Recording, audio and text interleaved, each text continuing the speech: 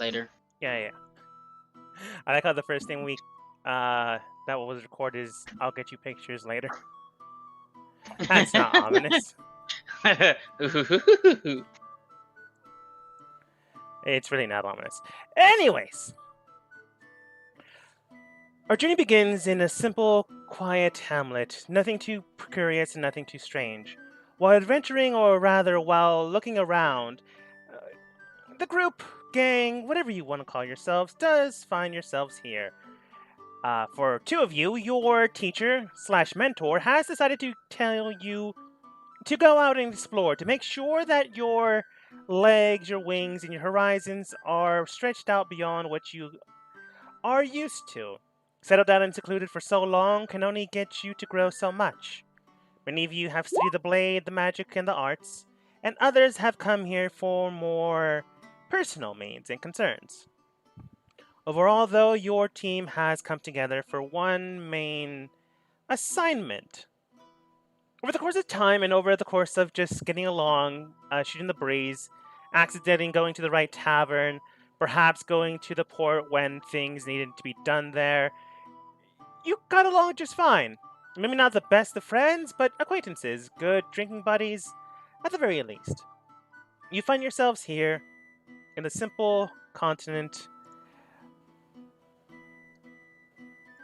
World map. Let's see. Iskara. Iskara itself is known for just being plain simple. It has no real. Well, it has no real depth to the outside world. Overall, its populace is mainly human, tiefling, dragonborn, some others from the others varying not continent, kingdoms around it. Zeno brings in the more or less yokai division, and Quinn brings in the orcs, the Goliaths, and the dwarves. Ortania, as it's been newly dubbed, has brought in the elves, and over the course of time, Iskara is mainly one thing: the mainland transport system where everything is transported from kingdom to kingdom. Zeno has a high commodity market, and to do this, exporting from there and to there is high in demand. If you go into the sea, you might inquire the RAF of Aqua's main naval fleet. They are the biggest and therefore the strongest in the area. And Iskara itself, while maybe not big in numbers, can defend its borders for some time. So rather than doing that, the main reason people go through it, land-wise, is to make sure they don't, well, inquire any problems. And to this end, one of you has been assigned to gather more information on why, accidental or not, Iskara is helping out Aquas. And well, maybe that's a good thing, or maybe that's bad. In this, your team has decided to start here. A simple port town without too much of an issue. And with that, this is where you begin. No real concerns, no real problems, no undead rulers of the Dark Kingdoms. But where your story ends, well, that's for you to decide.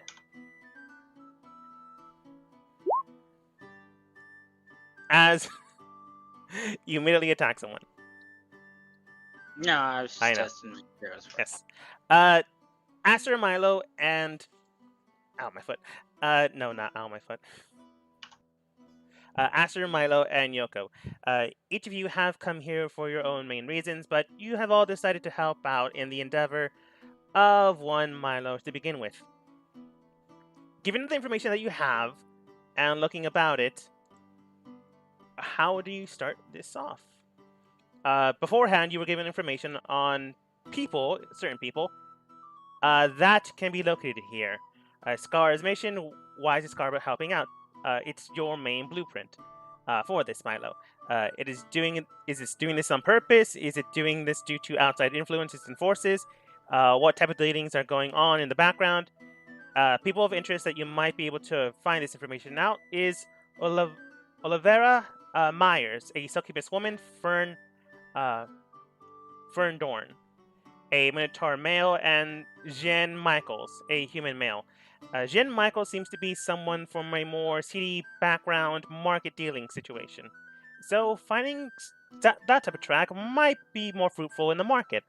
Minotaur male, oops, not Minotaur male, that's not his name. Fern Dorn is more or less the Robin Hood in the area.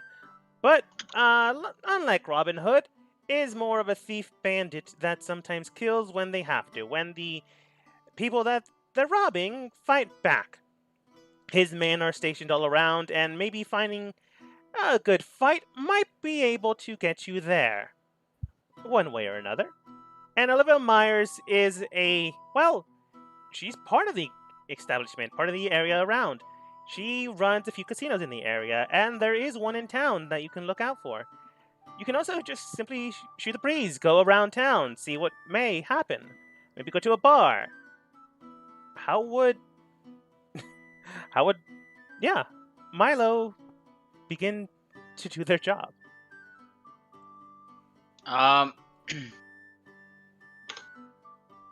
And I'm here to find out why this country is helping Aquas. Whether Yes. it be for just doing it on their own, just doing it to do it, or if they have nefarious motives, correct? Yes, for some reason or another, they are helping you out, accidental or not.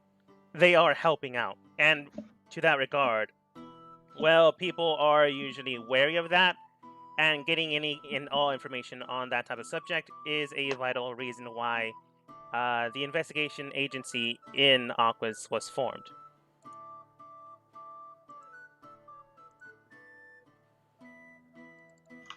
Um, I don't know why I copied the date, but currently, the city you're in is Waterstone, a port city that deals with the continent of to the east and the shoreline of each kingdom. A mix of many humanoid races. Major in the city are Mayor of the city is Bronx Whittle, a typical charismatic human that no one seems to dislike. He can be found at the bar from time to time. The city has 3 inns, 5 bars, as it is a port city, and plenty of drinking.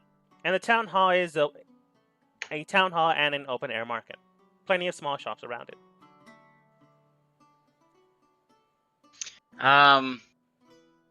well, to be honest, for us to be able to can't actually go out in the open and ask, why are you doing this? So You could perhaps ask your team. probably. Oh, that's what I'm talking to them now, right now. I mean, we could probably talk to the Fern, the guy that I was giving some information on. He kind of runs the underbelly, I guess. He might know somewhat what's going on. You got any idea how to find them? Because I sure don't. I mean, usually I look for I just look for the most cities have signs, correct? Like for thieves dens and stuff. Most cities do have signs, such as like a small etching mark, some graffiti here and there. If you know, thieves can't, like a symbol etched in there so pristine like that, unless you were actually looking for it, you would not find it. Would I know thieves can't since I'm because of my background? Based off of your background, you wouldn't know thieves can't, but you might be able to see like, oh, there might be something here that might need to be pressed or looked into. You wouldn't know thieves can't per se, but you would know like symbols here and there to look out for. Alright. So, if you're looking for those symbols, go ahead and roll an investigation check while you're roaming around town. I'm gonna also have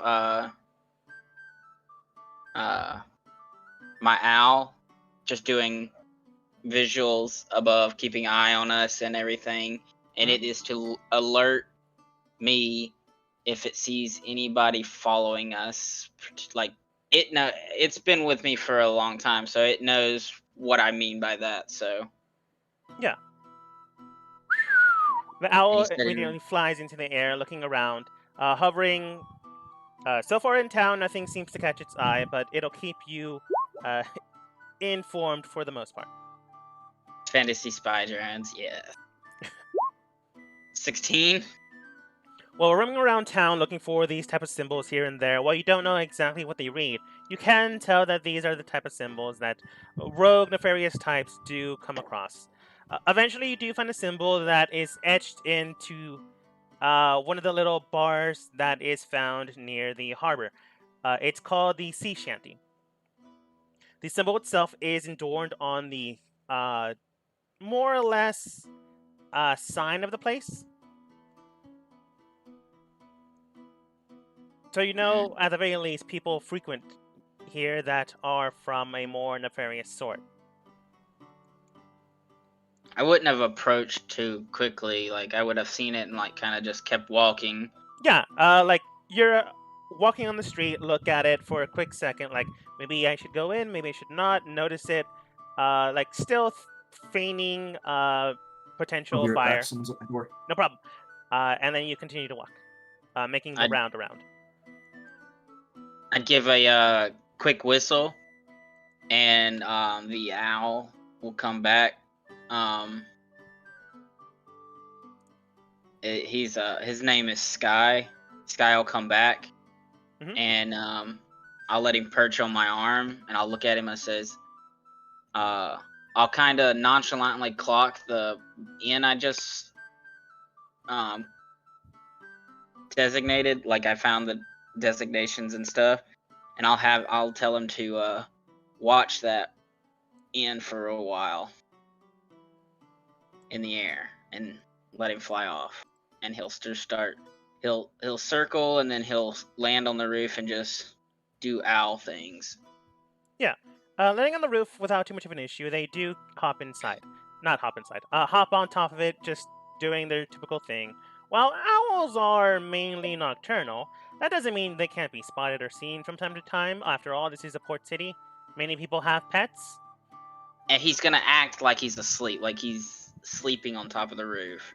Like he's gonna act like he would be asleep, like, because owls are mostly nocturnal, but yeah. So they perch in there just fine without too much of an issue.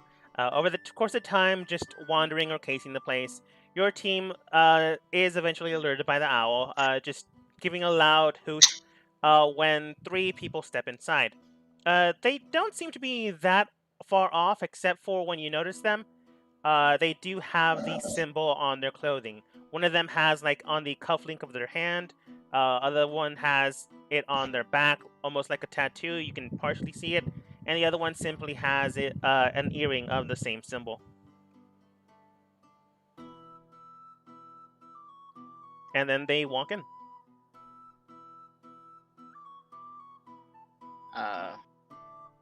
You said your name was Yoko? Yeah. What do you think we should we wait till possibly gets closer to night when there's a lot more people, so that we're not, like, drawing attention when we randomly just show up, you know?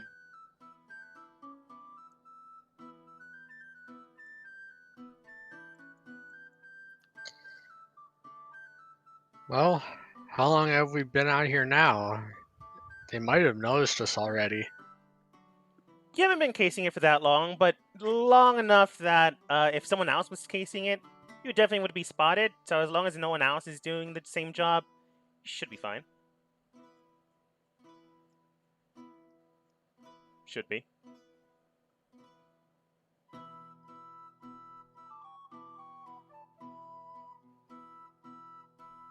But once it hits night, it will be 3 hours from now. So you do have time to kill if you decide to wait for nightfall.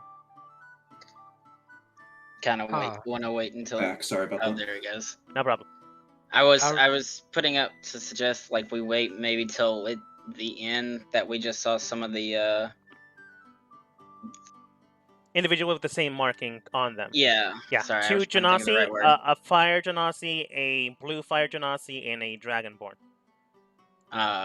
We were just thinking, like, should we wait until the bar's a little bit more active while they're in there so that they don't try to cause a scene as we approach and possibly talk to them?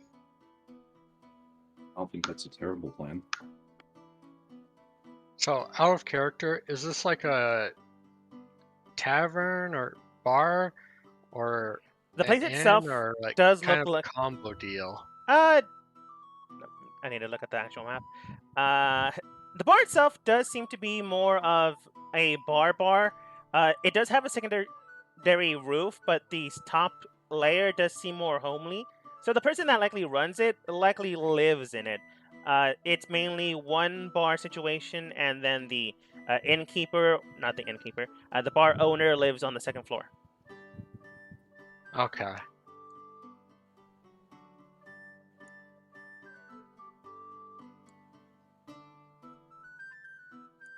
They might have rooms more or less, so you can definitely like check it out. But it does seem more cozy, unless they're more of a B&B kind of situation. It should probably just be them. Alternatively, we can go in and share a few drinks while it gets busy. That way it doesn't look like we just enter and go straight up to him. True. I will, I'll leave Sky. I'll do like a hand sign to tell him to keep watch. Like, not out in the open, but like he's been trained to pay attention to before. And it's basically just telling him to stay and watch, and if he sees anybody similar to the ones we saw enter, to give the signal. Or just be like a normal, like, hoot 2 times. Alright. Without too much of an issue, while feigning sleep, the owl Sky does notice you. Nod, kind of. You can tell it's a nod more or less, since it's your owl. Well, he'll kind of open one of his wings and kind of bite at something, and that because that's our symbol. It definitely gives you they definitely do give you the symbol to indicate they understand. I meant to say signal. Yeah. But yeah, I don't think that'd be a problem. The last thing we could do is simply wait and follow them. Well, we do know that this place. We did find out that this place is kind of like I'm guessing like a safe haven because it is marked. So this could possibly be a base of operations for them. Max behind the bar.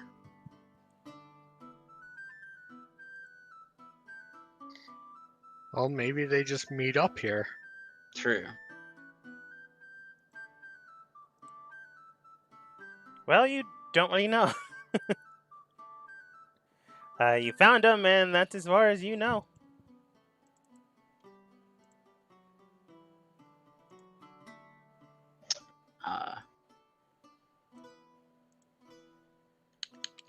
What do you guys do?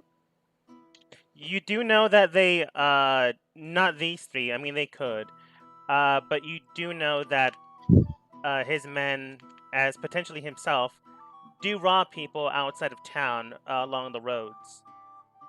We could wait outside.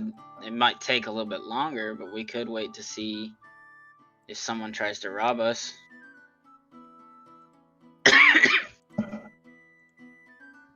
I'm not going to loiter about. If we mean to become easy marks, then it's even better that we should share a few drinks.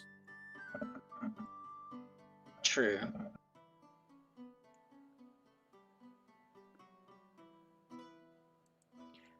So you head in? I guess we're heading in. All right. I'll as soon as we end, I'll walk over to the bar. As you step inside, Aster, Milo, Yoko, you do see these 3 people. back against the wall, drinking, having a good time. You can tell that one of them, two of them actually, have line of sight with the door, and the other one does have their back turned to you. But the other two do compensate for line of sight, and the third one does compensate for anyone on the backside end. So they definitely chose their positions well in case there's some sort of scrap or they have to book it immediately. These people, while not looking the strongest, do seem to know and have some sort of knowledge in training, or at the very least are competent. Mm-hmm.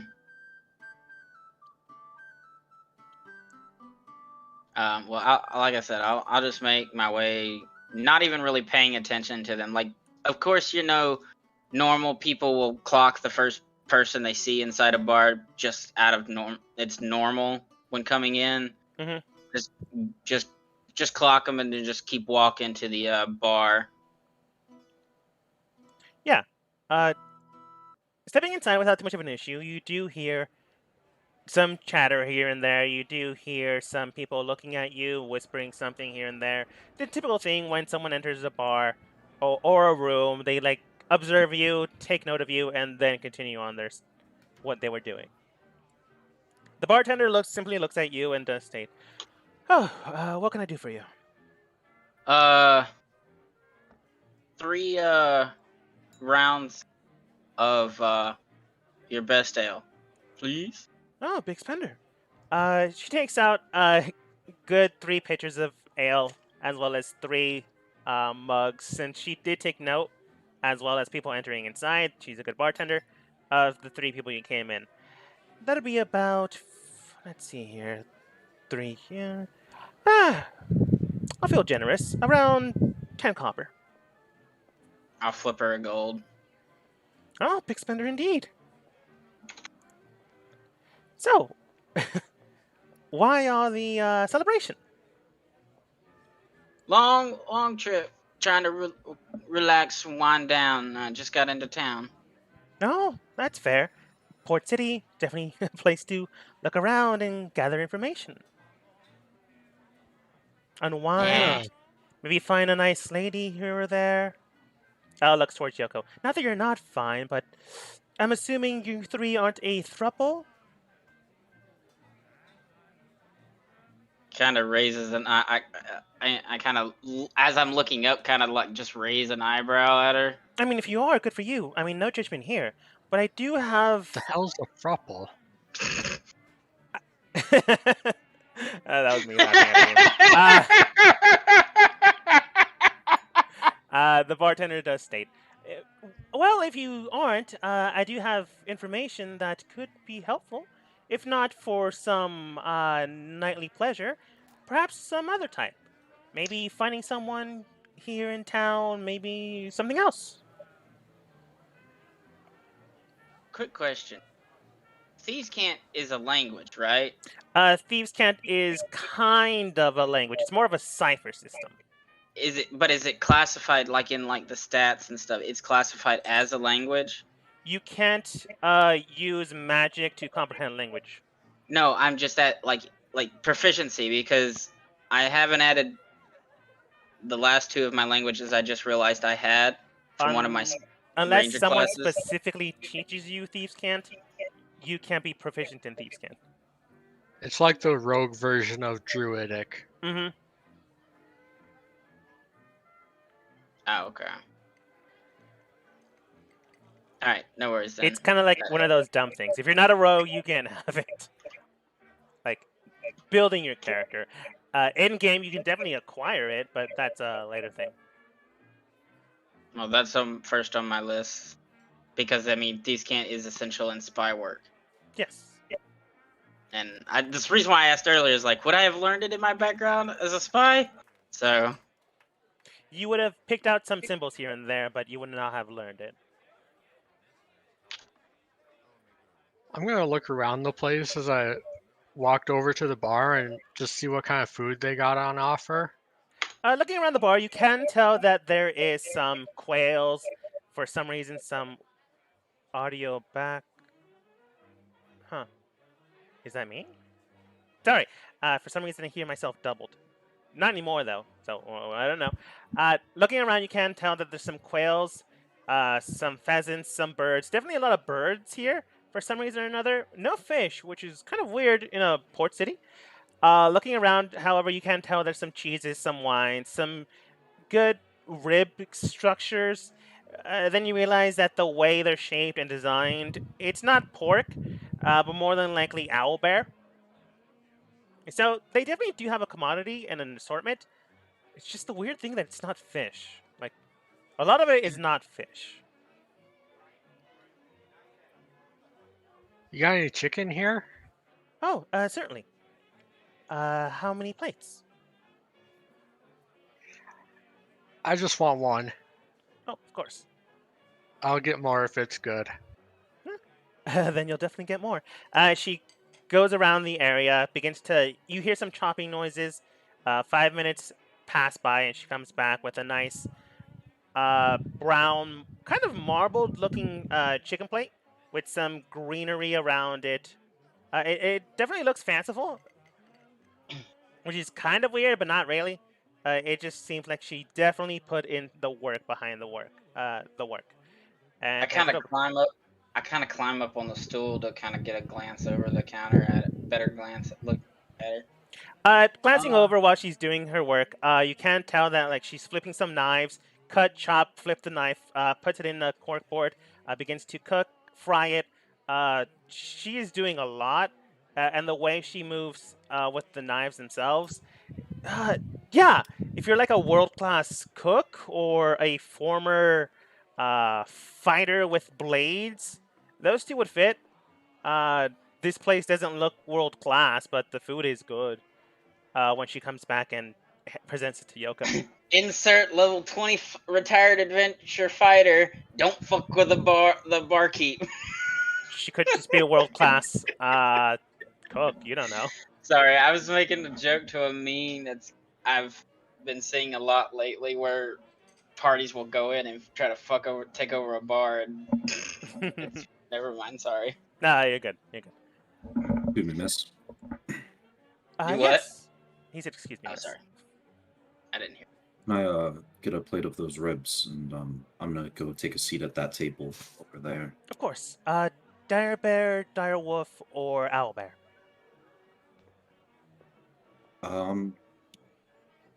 The owlbear is the sweeter of the three, yeah? Correct. I'll go with that then. She nods. You put 2 copper on this side. And she goes back, giving you guys another 5 minutes. You can tell that she does this a lot. The 5 minutes is pretty good time. She honestly could just be a world-class chef and not an actual adventurer. I think it's funny how I have to be on this stool to be eye level with Yoko and Aster. That's and she just gave you alcohol. She didn't card you or anything. That's proof this is a seedy establishment. I don't look like a kid. Aster, you said you were going to sit somewhere else. Is there a particular spot? Okay, cool. When you begin to He's gonna sit on the table. When you begin to go into the area, she begins to cook, and within that 5-minute time moment, you do hear the 3 at the south table. Not your direct south, but southwest. The people you're actually looking out for. The Blue Genasi does state, well, this is going to get boring. What do you say we go back to the camp? And the Red Genasi, with the brimming red hair, does state, do we really have to? They just got finished with a job, and you know how they like to celebrate, always bashing their heads in, drinking. It's kind of why we came down here. And the Dragonborn does state, well, you can't really blame the boss now, can you? Fern, he's more of a lightweight. As long as you can beat him in fight, well, then you're good people. If you can't, but can hold your own, well, he'll take you in. If you die, you die. And, well, might as well celebrate life, you know? The Blue Genasi then states, I suppose. How about another round? And, like, 10 minutes, we'll head back. By then, they might be done drinking. Maybe. At the very least, we'll get our share of the spoils. Soon enough. Basically, as she's coming out, can I just get a plate of some cheese and the greens? Oh, of course. Sets the table, puts the plate to the side. Just comes back, rushes, grabs the grains, the cheese, maybe a few biscuits, and puts it in front of you, Milo. That is 2 copper as well. She's very cheap. Wow, that's a poor phrasing. Grabs the plate meant for Aster. Yeah, I'll grab mine and jump down and walk this way. Mm-hmm. Comes over towards Aster and simply hands the plate over. There you go. Do take your time, and if you need any drinks, water is available for you at any time. A little more alcoholic will charged.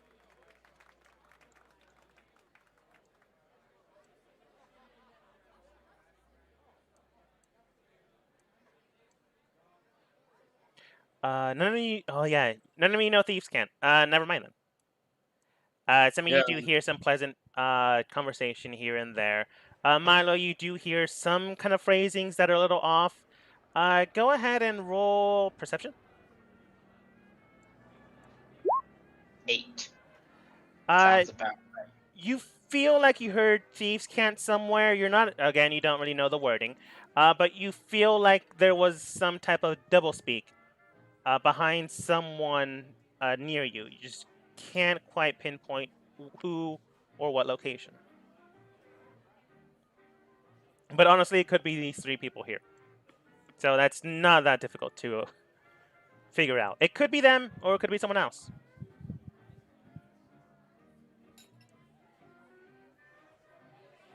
But the bartender continues to serve their customers in the meantime. Yoko's gonna try and wave her over and ask if she can get some cider. Oh, of course. And how much I owe you for all this? For the cider and plate, it'd be about 5 copper. Okay. I'll count it out and put it on the table for her. You count it out, put it on the table. She comes back with a good cider. The cider itself is quite strong. It's made out of, it's supposed to be an apple cider. Nothing that incredible, but something definitely decent.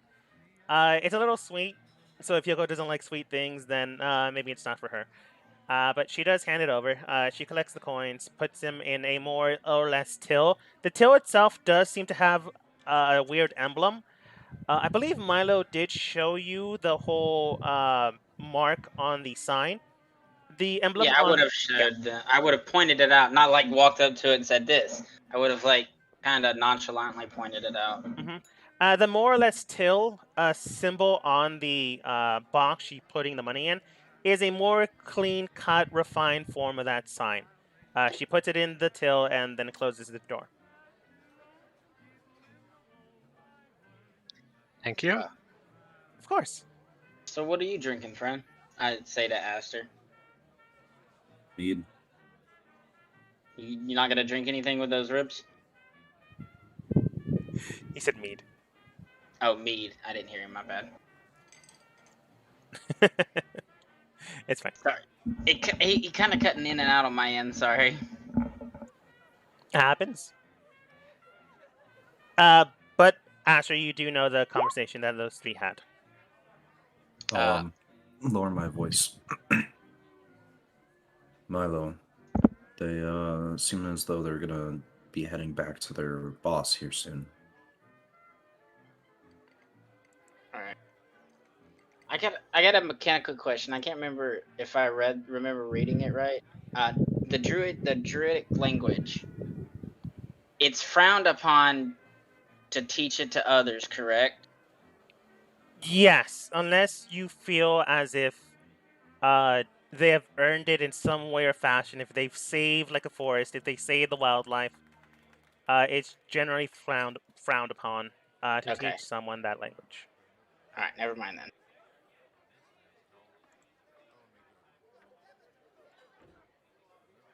It's unfortunate but true.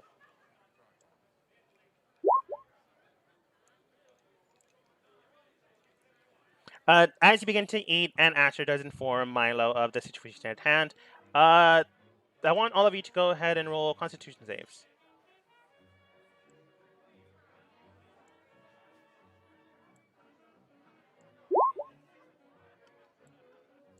Wow.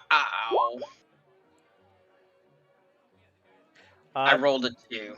It is very good food. In fact, you're not exactly sure how world class this place is. It definitely doesn't feel world class, and that's definitely true.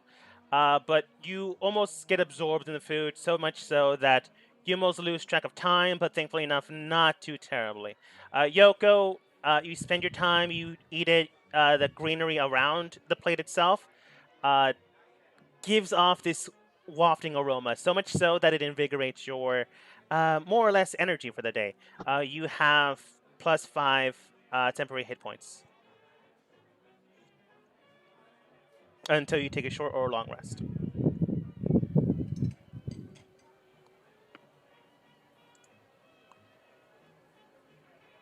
But time does pass eventually, and these three, well, the Regenasi does state, all right, I think it's about time to go back to the boss. You got everything? Making sure no one's around. They all look around, don't really notice anyone. They look around and notice you, but they don't peg you for anyone that's following them. So they all nod and they put some weird gold card on the table itself. Look towards the bartender nods, and then they head out.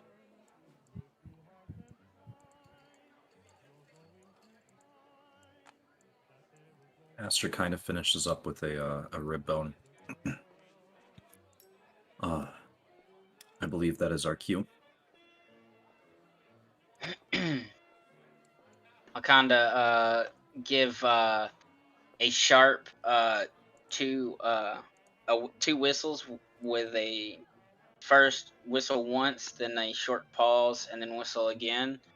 Hopefully, the owl will hear it and it'll start following. Mm-hmm.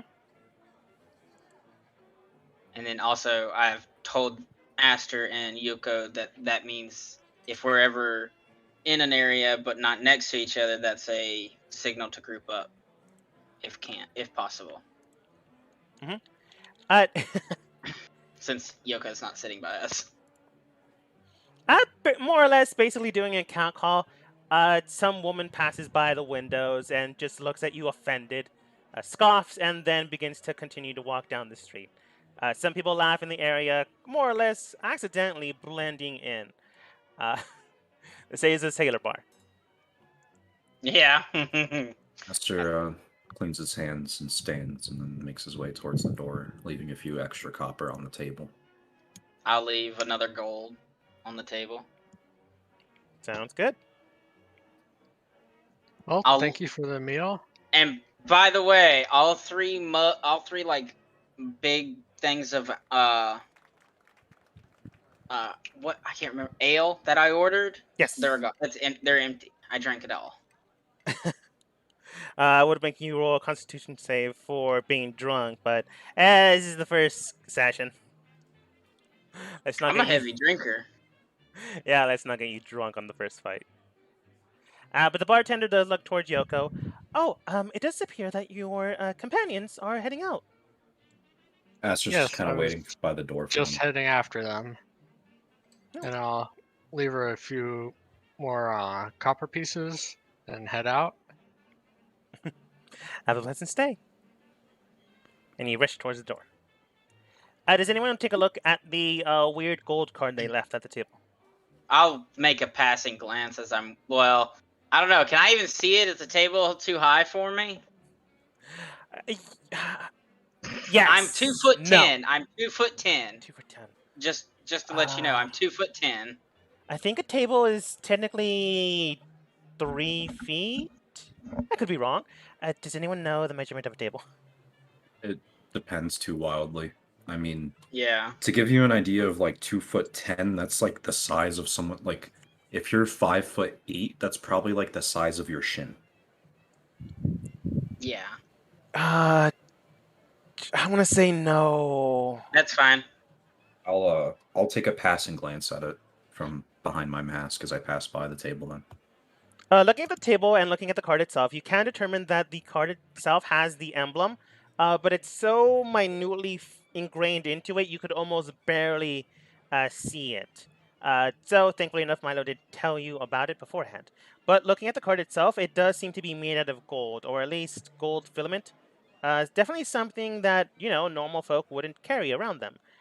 Uh, Whatever it symbolizes or whatever it means, it does seem to have more of a calling card situation rather than this is how I pay. This is like perhaps a marker to state like this is the place or these are the people that will pay for our meal and tab. And the bar owner seemed to have taken note of that and nodded to them. I'll kind of, as I'm coming down before I get to where I'm at, I'll look over at her. It says, "The cheese was lovely, dear. You have a good evening." And I'll just like wave and wink at her as I walk away. She lightly giggles and just simply nods. And I'll make my way back outside. You wake yourself outside, and you can tell your owl is currently in the sky, far enough away that no one really can observe it, but close enough that they would see that you're heading out. And it is nighttime now, correct? Has it been long enough, or They have been here for a while. Definitely enough time to cool off and not get through the whole headbutt, robo-rousing part of the boss's time meal. So, definitely nighttime. So, definitely good amount of cover. Are you tailing them closely, far away, somewhere in the middle? I mean, if we want to, we can tell a middle, like, because we can tell far enough back to keep an eye on my owl if we want to make it to where we're not actively following them, but keep Sky in our peripheral. We can just follow Sky because I told him to follow him. All right. Then I suppose no real check is in order. As long as you continue to follow your bird, it should be fine. Yeah, because we're basically the bird. It's like them, the birds following at a distance in the air, and then we're even further from the bird following the bird because I know where he's at. Because I've trained him for this. Mm-hmm. You're not gonna go down in a hit. Okay. So wandering with the bird and making sure that you're not followed while you're following them, your team does eventually get into the forest area section outside of the city. Close enough that you can still see the city, but far enough away that you're not in the city. I'm harder to track in the forest. Fair enough. Eventually Sorry. No, that's fine. I get it. Because you're so small? No, it's because of the Lotus and Halflings, Timberwalk. Terrain, ability checks made to track me are at disadvantage, and I can move through difficult terrain made by non-magical plants and overgrowth without expending extra movement. So, I'm harder to find in forests. Fair enough. Eventually getting to the forest area, close enough that you can still see the town, but far enough away that you wouldn't be spotted. You do see that the three individuals head into a more camp-like area. There aren't, surprisingly enough, spotters out, looking for anyone that's coming into the camp. Maybe they're more secure in their strength or their numbers. But your bird does eventually land on your side and, taps their foot to indicate how many people they see. Okay. I'm gonna climb a tree at a decent distance and just sit up there and perched and watch. But still not all the way up, but low enough to where I can still conversate, but not too loud with Aster and Yoko. Yeah. To just get to have it not height advantage, but just I'm short, okay?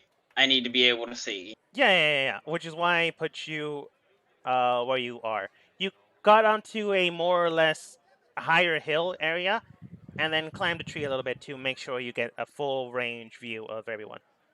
All right. I do want to ask you a mechanical question. it's not a mechanical question. It's kind of like a flavoring question. Does the world have? I know the Monster Manual has like dire wolves, right? Yes. Are there dire bears and stuff for the sense of to go with my wild shape? Because that's more of my sense. Or would I be able to like just flavor the dire wolf sheet a little bit? I mean, or what? For wild shape, What's the wording on your ability? wild shape. What do you mean? Let's see. It lets me take the form of a beast depending on the challenge rating, and I'm a moon druid, so I have a better. I can do better challenge ratings than certain. I believe it's 1/3 your CR as opposed to 1/4 your CR that you can transform into. Let's see.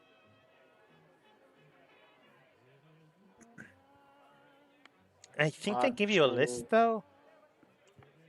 It's any beast with a challenge rating requirement, and then for a long time it can't have a climbing or swimming speed. No, a swimming or flying speed.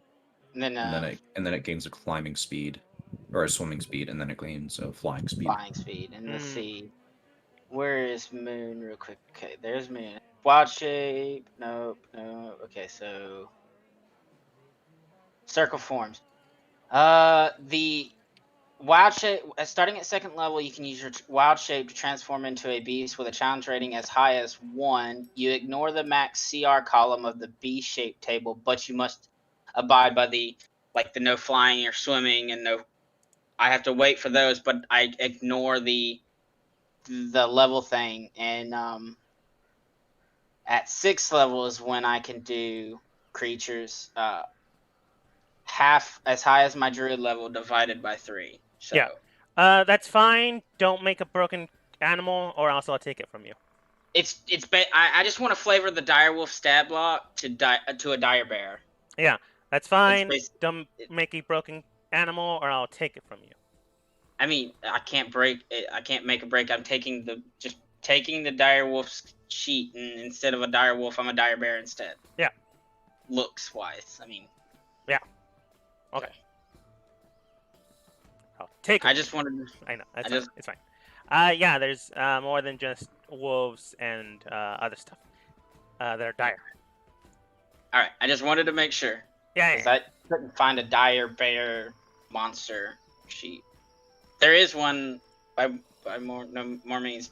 Give it to me, but I couldn't find one. I'm sure there's. I believe the big bear quota is filled by the cave bear. They're not that great. Yeah. Well, I'll figure that one out later. Anyways, with the jovial song here and there. Go ahead.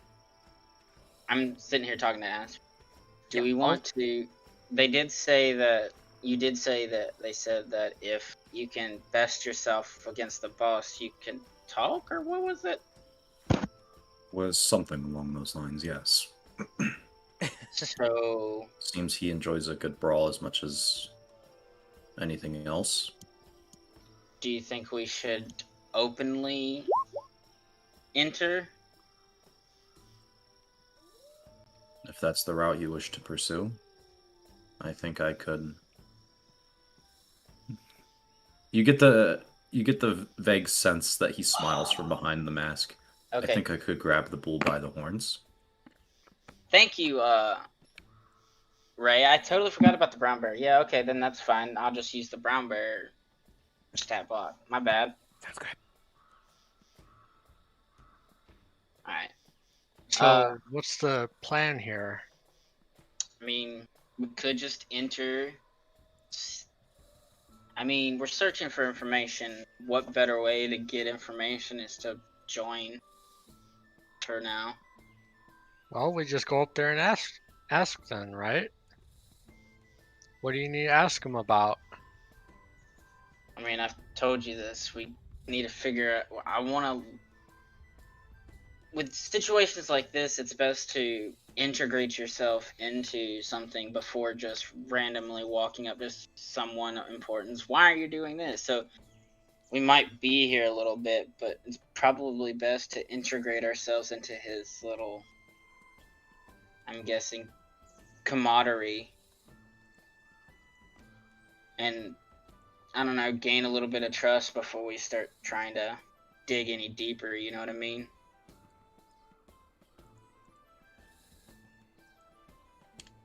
I'll leave the talking to you then.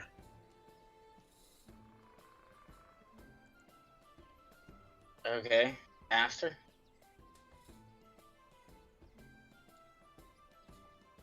Well, What's your thoughts? I will follow as needed. I don't dislike the plan of incorporating ourselves. But like you said, it's probably going to ensue a fight, so be ready. Again, I am confident that I can grab the bull by the horns. Just remember my fighting style. And y'all would know that I can take the shapes of beasts, so... Yes. At this point, I want everyone to go ahead and describe themselves a little bit. I guess I'll go first. I am a 2'10", like I said earlier, halfling fellow. My armor basically is made up of dense tree barks. I have this headband that has gashes, kind of gashes cut in. It's like a thick cloth that even though it's got gashes in it, it's not, you can't see through it all the way. You don't know what those mean. The brown hair and everything. I have a short bow on my back. I have a short sword on my side. I do have a hand crossbow also, and a shield on my back. And of course, you know Sky, and then you've met Lee and Jaws, which are my other two animals that occasionally accompany us. Lee as in Rock Lee, the beast of the earth. He's a monkey. Yes. I expected better from you. I was gonna go with Wukong. Gonna call him Wu, but I decided not to. Sun Wukong. But I was like, nah. But and you guys know my fighting style. I don't always rely on the beast shapes. I sometimes fight with my crossbow and shield out, but when stuff gets too close and I get cornered, I do tend to take the shape of a bear most of the time. So let's go with Aster next. Contrasting very heavily to Milo, Aster is every bit of a giant compared to Milo. Probably 3.5, 4 Milos in height. He wears a set of this bronzed armor, trimmed in copper and very simple silver work. He has a well-carved stone mask held to his face by a copper circlet he wears on his head. That in and of itself looks like a incredibly simple crown. What parts of him are not covered by the armor are covered in tightly wrapped bandages, and he kind of moves in a very thoughtful manner.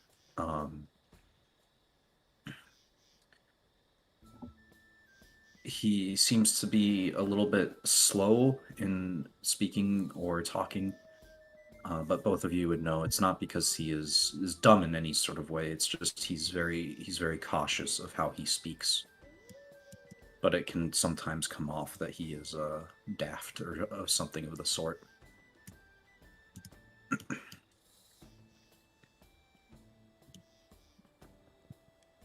And Yoko? Yoko's about just shy of 2 Milos in height. God damn it! And she's a lithe, agile-looking young kitsune with white hair and ears and tail. And she's got quite a few weapons with her. A bunch of daggers, darts, and 2 swords. And she's wearing just a plain white robe with some blue trim on it.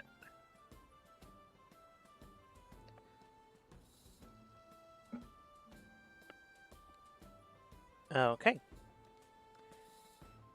As you begin to come up with a plan, looking around you, expecting to walk in and seeing how you can integrate yourself, you do catch a bit, catch a bit of conversation. Unfortunately, Vern is hard not to spot.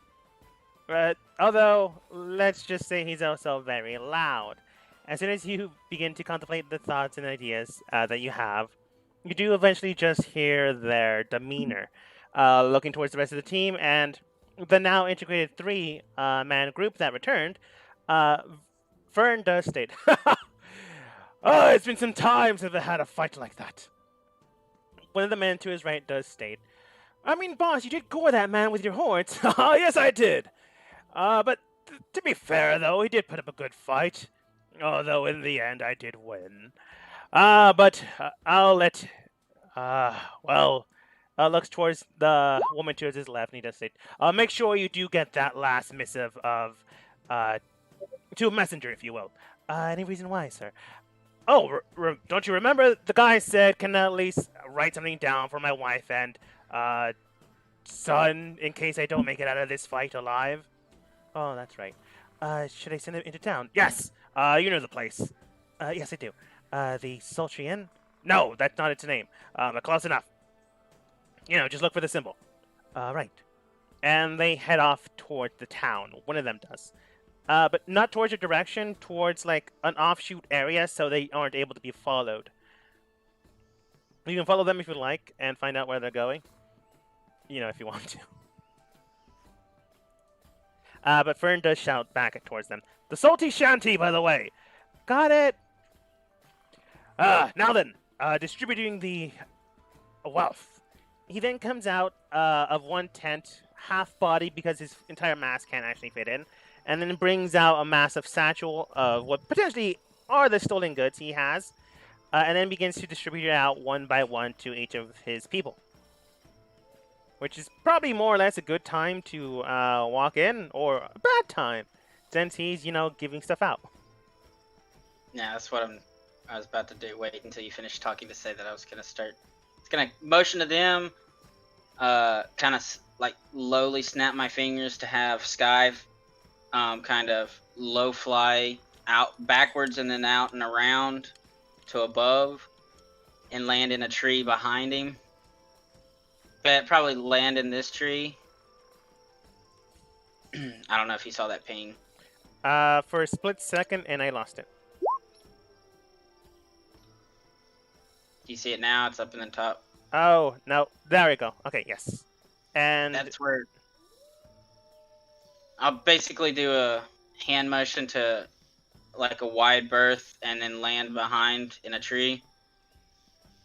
And to basically, when shit goes down, come and help.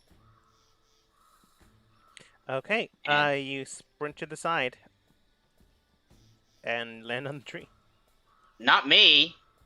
Oh, you said when shit goes down, I'll come to help. The bird's gonna go over. The owl's gonna go over there, not me. Oh, okay.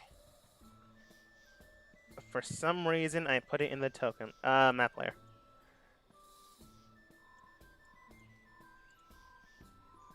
There we go. You should now also have control of the bird. Okay. Owl. I'll tell. I guess I get you guys to follow. I'll kind of walk around this edge, get to about right here, and just slide down a little heal.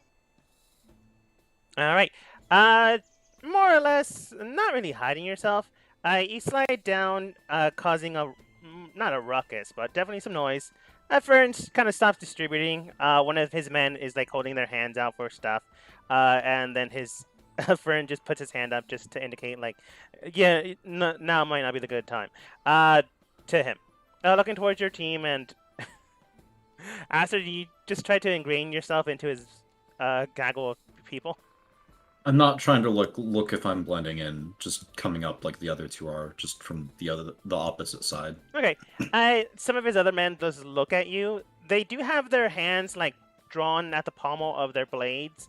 I've got my hands up, like approaching with a smile, just like, we mean no harm.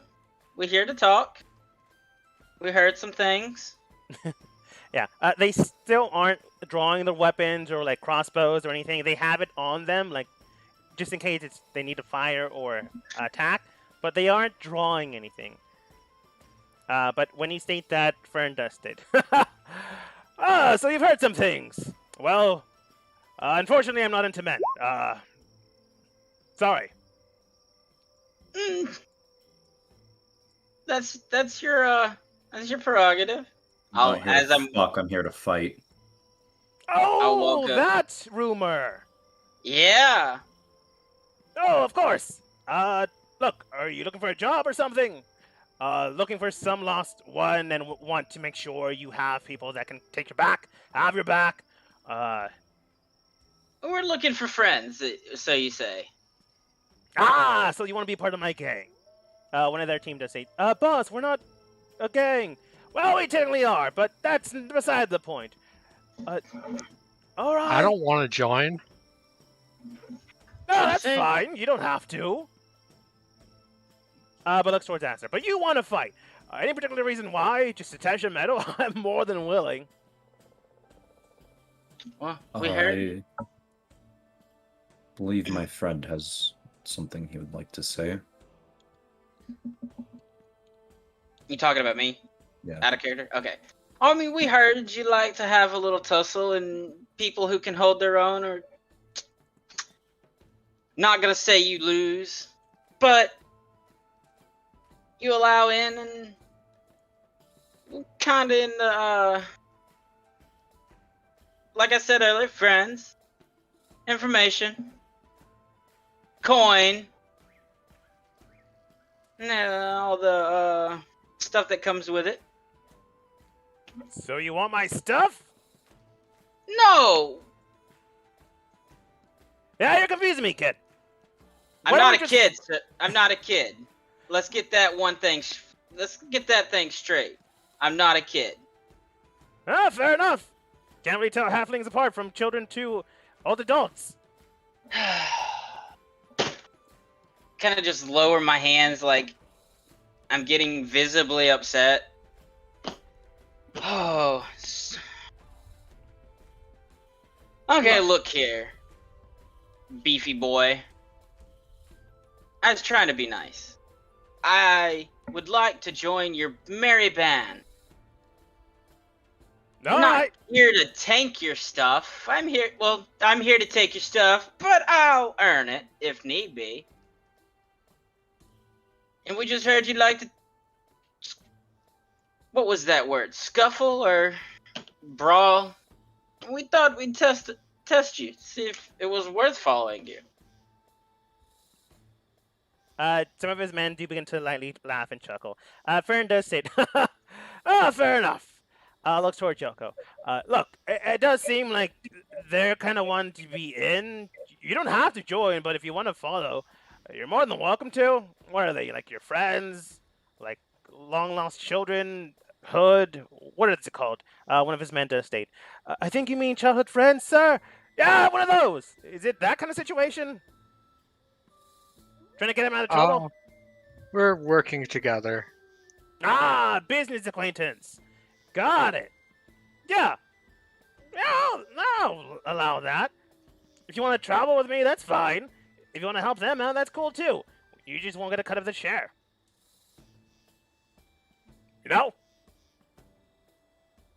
I mean, I can't really trust you if you decide not to be part of the gang and help out my people. Yeah, but enough about that. He does whistle towards his men. The guy that has their hand out for their stuff, it goes, oh, right. Gets into the satchel and brings out what appears to be a giant gold-plated skull and hands it to them. It's giant in the size of a giant rat rather than a giant person. Hands it over to them, and they scuttle away. Looking towards the rest of his team, he nods, and the rest of his team still has their weapons at the ready, but no one's drawing anything. They're just moving back for the event that is to follow. All right. Look. How do you want to do this? Like, 1-on-1, 1-on-3? How's it gonna go? Guess it's dealer's choice. If it's dealer's choice in 1-on-3, I kind of want to see how your teamwork does. But by all means. All right, then. So here's the rule of the game. You survive, or you don't. That's kind of how the world works, kid. Sorry. Young adult? Looks towards Milo.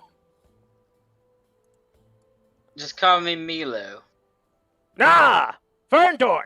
Pleased to meet you. I am the, I suppose, leader of the Highwaymen.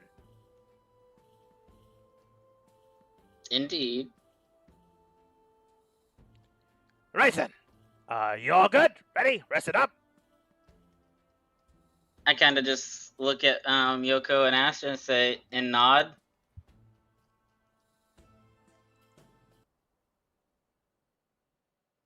Well, it seems we're doing this.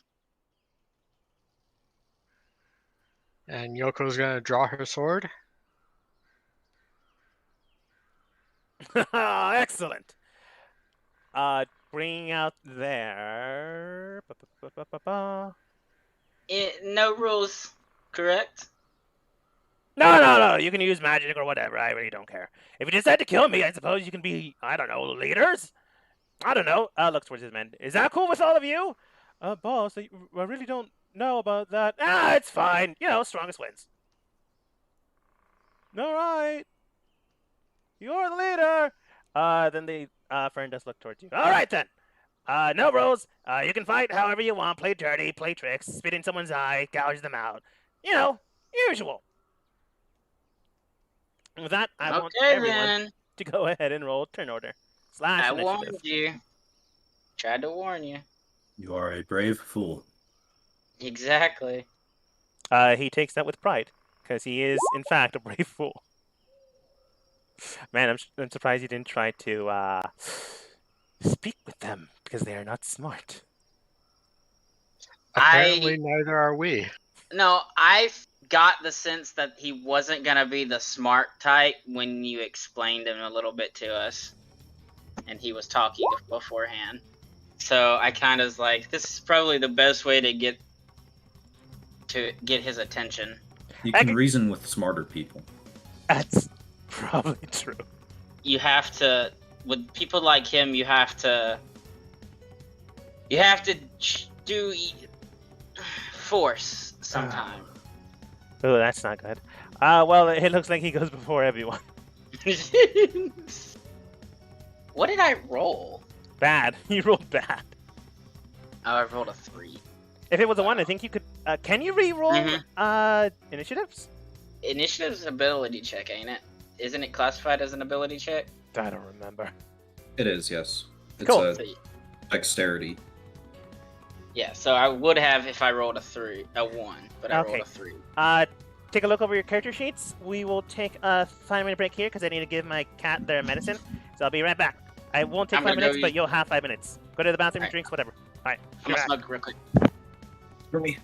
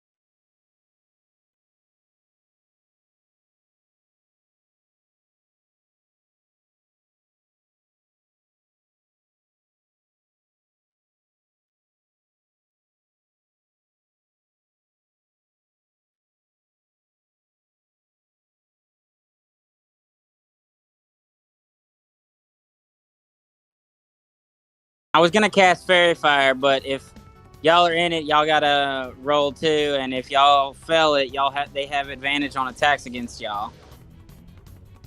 I can get us advantage against single target enemies pretty easily. Oh right, yeah, because of what you mentioned, yeah. Also, you could probably aim it and not well enough to just get him with the corner. But doesn't he have to? He has to stay in it. So, well, yeah, No, I could. It doesn't. It's not like something you stay in. Oh, it isn't. I thought that's how No. Fairy worked. Fairy Fire is weird.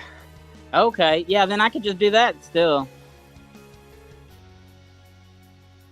But you said, I remember now. Yeah, you can easily get us advantage. So I don't really have to waste the spell on that.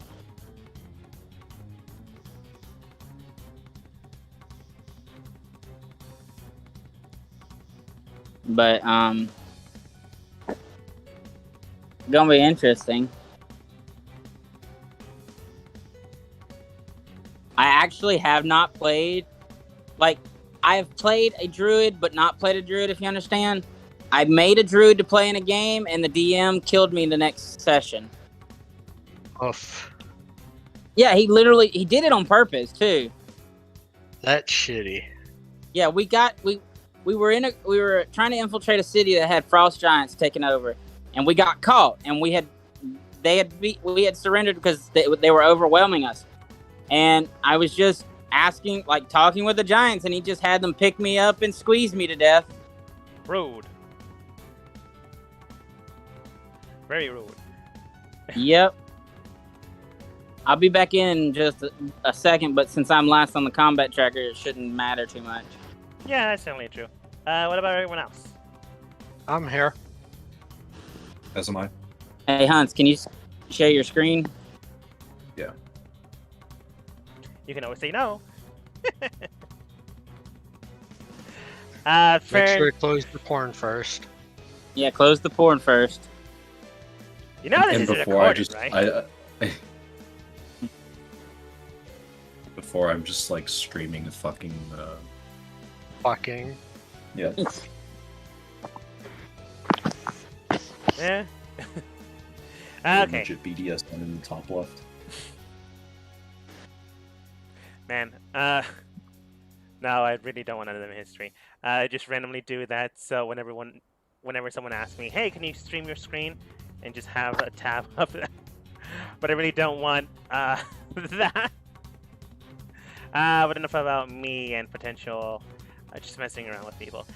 Farron looks towards you guys. He does seem to be ready, armed. Does have his great axe ready at the hilt. He unfurls it, gets it in his hand, and then looks towards Aster, since he's the one that, asked for the fight. Rushing over, he does just bolt straight towards you.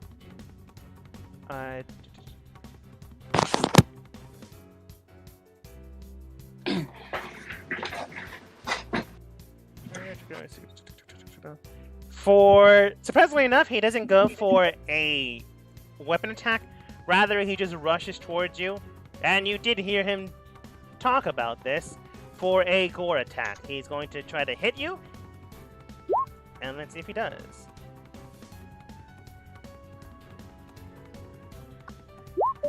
For a 22. Oh, he left Discord. I didn't say you had to leave. Mistake. Yeah, 22.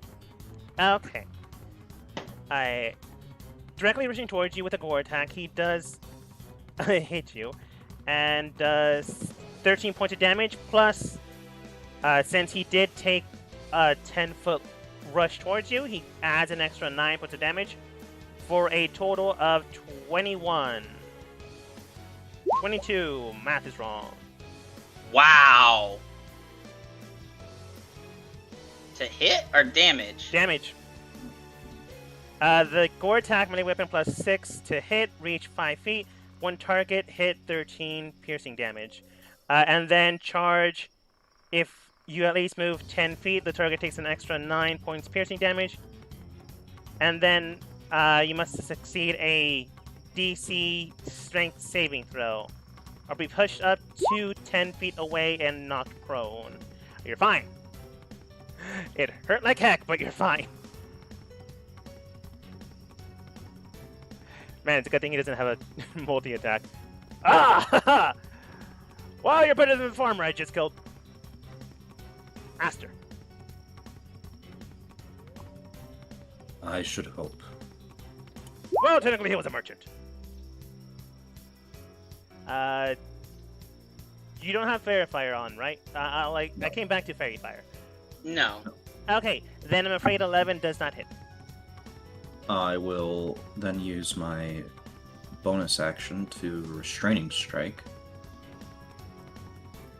Okay. So I make an athletics check contested by his athletics or acrobatics. And I get to add a d8 to this as it is a maneuver. And if he fails, he is restrained. They'll go athletics. 'Cause it has a +4. So he has to beat a 28. Now,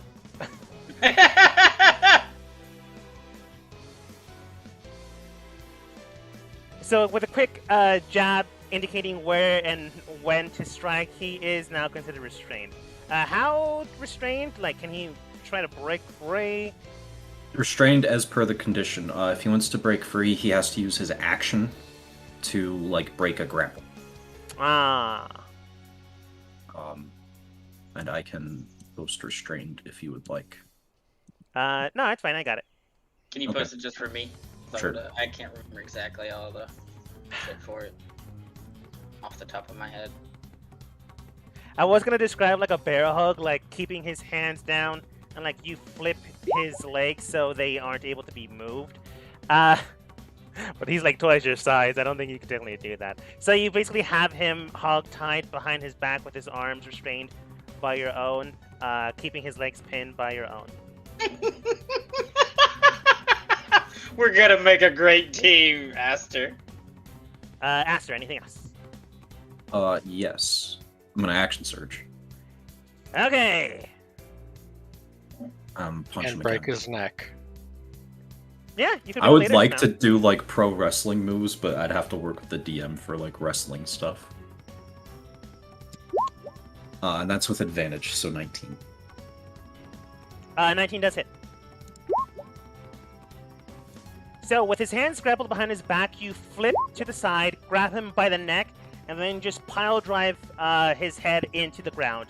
You flip him back up and keep him pinned down to make sure he's still locked, both leg locked and arm barred. So he's still restrained. And that did hurt for 9 plus 3. What's the +4 for? So because of my fighting style, whenever I succeed on a grab or hit someone I have grabbed, I get an extra d4 of damage to them. Nice! So the 3 is for actually restraining him, and then the 4 is for cold clocking him just now. Nice! 9, 12, and 16. Got it. That is my turn. Alright. Yoko.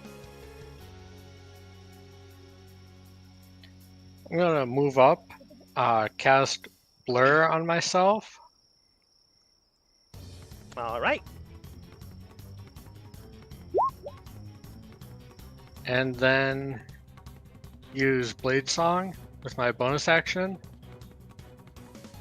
And that'll be it for me. Alright, you sweep into the shadows, making sure it's very, very hard to hit you, and begin to sing and dance the song that you've been taught. Milo. Quick mechanical question. Hunter's Mark. If I'm in B shape, do the claws, they're like my claw attacks, do they count as weapon attacks? I think it's only melee attacks that trigger Hunter's Mark. Or no, it's just attacks. It's weapon attacks. It says you deal 1d6 extra damage to the target whenever you hit with a weapon attack. A bit of a gray area, because technically if you're in beast shape, then you have natural weapons. So Yeah, it does call them melee weapon attacks for bite and claws on the brown bear. Then I would say probably, but I'm not the DM. That'd be up to Dogma. Yeah, that's fine. You Raucous, yeah, you bring a pretty good case. I'm gonna say yeah. All right. Well. Okay. Another mechanic because it's new, and I haven't really done it. The wild shape with my moon druid, it allows me to use a bonus action instead. Am I allowed to still use an action to do it? Like a hex? No, my wild shape to change into my animal. Am I still allowed to use it as an action, or do I have to wait if I use Hunter's Mark first? You can. So every druid can use it as an action. Moon druids just have the option to use it as a bonus action. So you can still wild shape as an action. Mm-hmm. Okay, so I can't see over this tent, correct? Or can I see through it? You can't see over anything. You can't see over anything, but I'm gonna say you see like around the tent. Okay. Like I'm going to Hunter's Mark him. Yeah, you can see like this broad side of him. I'm gonna Hunter's Mark him. I'm just gonna pull in some of that nature, natural magic from nature. Just mark him. And then I'm going to... I'm not going to transform yet, but I'm going to move and 5, 10, 15, and I'm going to jump up on 5, 15.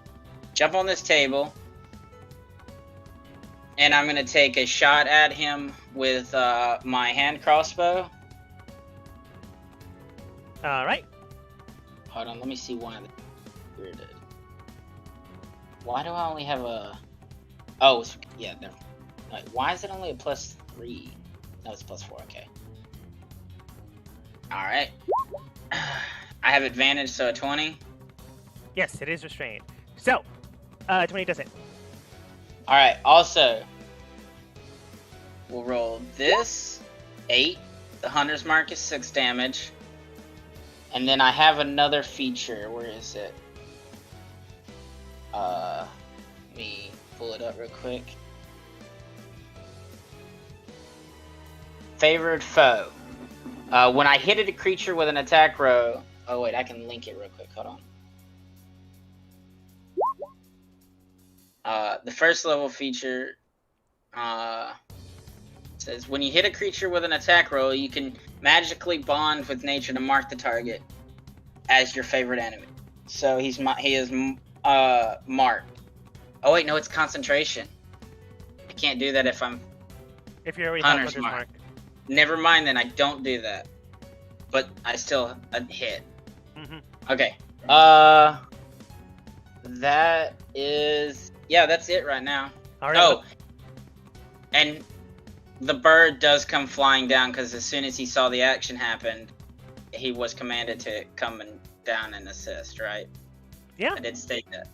So 5, 10, 15, 20, 25.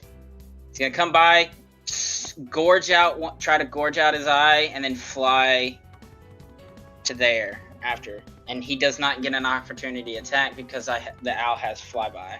Mm-hmm. So he's going to attempt to shred 25. It does have advantage, so yeah, does hit. For 6 points of slashing damage.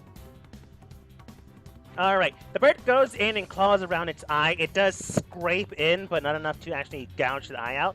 Another swing like that will likely gouge it out, but, you know, it definitely is burying its talon into its flesh. And it was 20 to get onto this table. And I'm just gonna kind of put the hand crossbow away.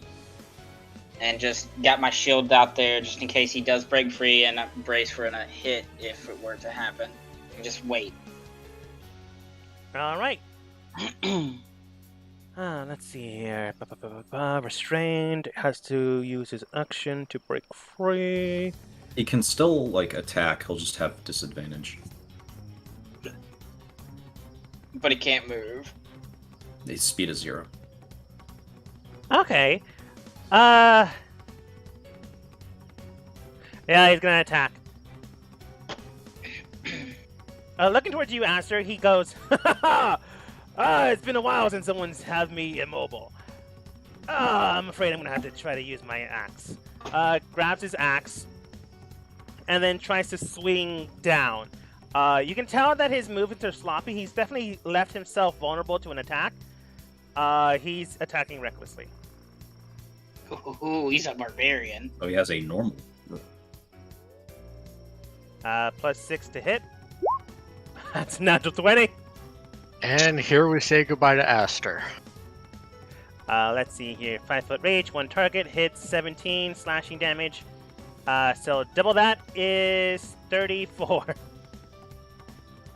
Are we not rolling dice today? Yeah, I'll roll dice. I'll roll 2 sets of dice. Let's see here. 2d12 plus 4, so it's 4. D12. Sorry, I wasn't rolling dice to make it faster, but you know this could kill you. So let's roll dice to see if it's less. 2d12 plus 4, so that's crit. 4d12 plus 4. 33. 1 less. I'm downed. Is he still prone? Help. No. I'm so sorry, Aster. I do apologize.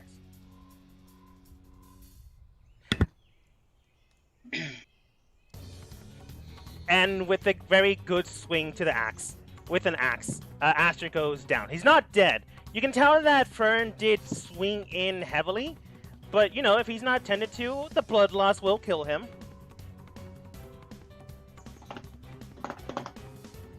Aster, I want you to go ahead and roll a death saving throw. Oh. You're back up to 1.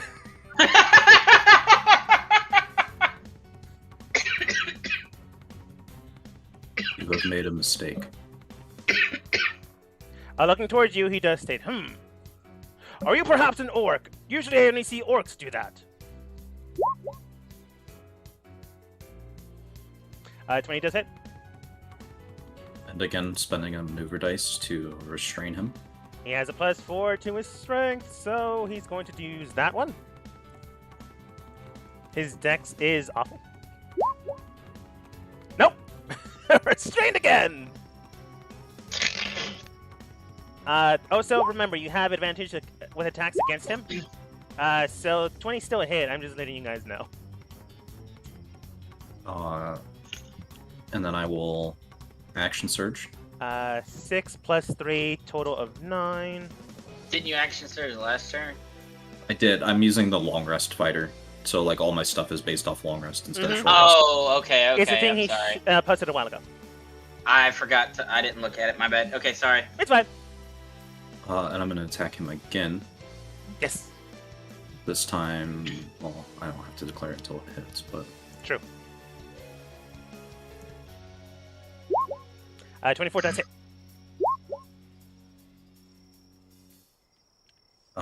And I am going to try to...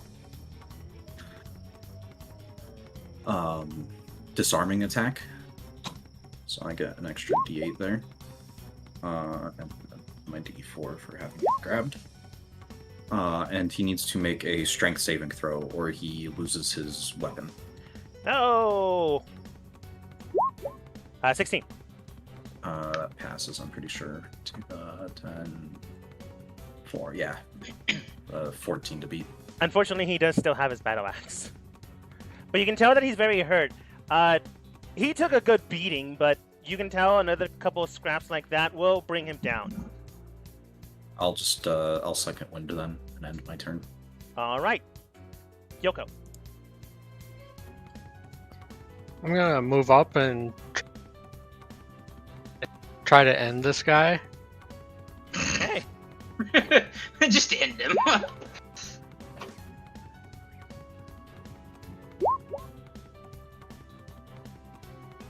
Alright. 16 does hit. So with 9. Bringing out your blade two-handedly, you swing down with a song and a step and cleave in, whirl back with a dance maneuver. You can tell that it hurt. It definitely did strike him down. but it's not enough to kill him outright. Or bring him down outright. Then I'm going to use Flurry of Blows. Alright. Oh shit. Alright. You still have advantage, even if he wasn't restrained. So it does hit. Yeah, and with only 11 health left, how do you want to bring him down? Just going to kick him in the head with that last unarmed attack. Unconscious or, dead? Well, he was trying to kill my friend, so dead. That is true. So with a good gut punch into his stomach, he does reel over, and with a quick fury flip kick, we're not pro skaters here, technically, Yoko brings in a hammer heel kick and just brings it down into his skull. He does go down, and it doesn't look like he's getting back up anytime soon. And Milo, I forget how you pronounce it. Milo, you do feel your... No, I pronounce it Milo, but you can say I'll respond to Milo or Milo. Okay, Milo, you do feel your hex remove itself because, well... You mean my mark, not hex. Your mark remove itself because, well, you can't really be marked if you're dead. Well, you technically can be, but there's really nothing there to target. Yoko's gonna point her sword at the other bandits and ask, "Are any of you gonna be a problem?" The bandits do look towards you and then states, what do you mean? Like, we're bandits. We're always gonna be a problem. He does bring a good point. It's kind of our job, miss. Okay, line up and we'll finish this. Actually, speaking as your bosses now. Yeah, that's true. Yeah, that's what the boss said. Yeah, definitely true. Everyone begins to line up in front of Yoko because that's what Yoko said. Line up in front of her to finish this. Jesus Christ! Did we just become leaders of a gang? Technically.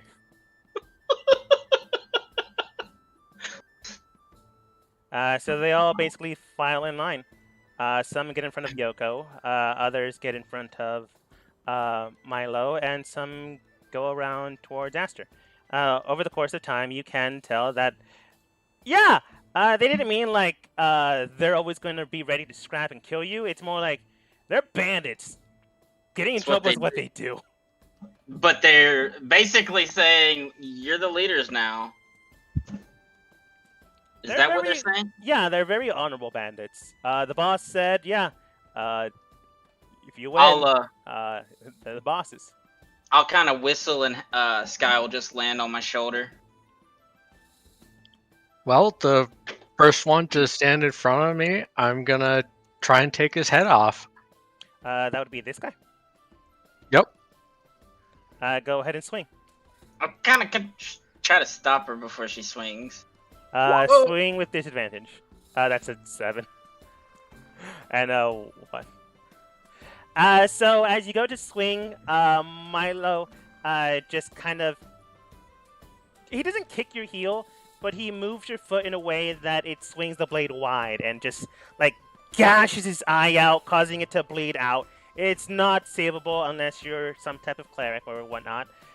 You basically blind him in that eye.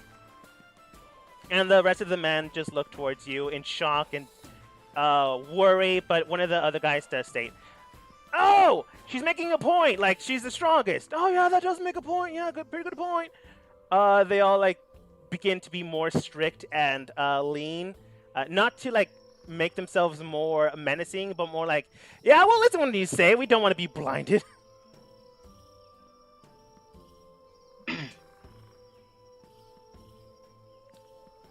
I kind of tug on Yoko's. What'd you say your outfit was? Like a white robe. I kind of like tug on your robe a little bit to kind of get you to come down to my level so I can whisper something to you.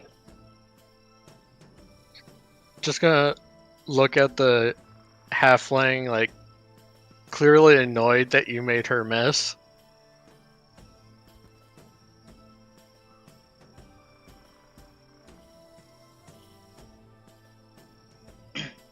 Just keep.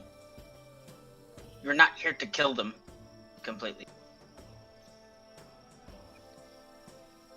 They're bandits. They're gonna keep banditing. People are gonna die if we don't get rid of them. Not our responsibility. One of the bandits, I want to say the blue Genasi. I mean, you guys are the bosses now. If you want us to do something else, we can. No more killing. All right. One of them, a couple of them go, "Aw," but a couple other ones go. I mean, with who said that? The guy you blinded. Within reason. I mean, if your life's threatened, then defend yourself. But no more openly going out and killing people for like killing. You can go out and pillage and get stuff, but just don't kill unless you're threatened. Yeah, right. Seems fair. Yeah, it seems definitely fair. But like threatened, do you mean like they look at me wrong, or like bring out a weapon? If they're trying to kill you, you survive. Understood? Yeah, I can deal with that. Yeah, me too. So what's next, boss? Instead of being bandits, why don't you work as caravan guards? Yeah, I mean, who's gonna hire a couple old bandits? Like, honestly, we've been taking a lot of stuff from them. I mean, we're more than willing, but who's gonna hire us? You know, he does bring up a good point. You could also play it off. I point over towards the dead Minotaur. You were scared of that to kill you, and only following its orders. Now that it's handled under new management.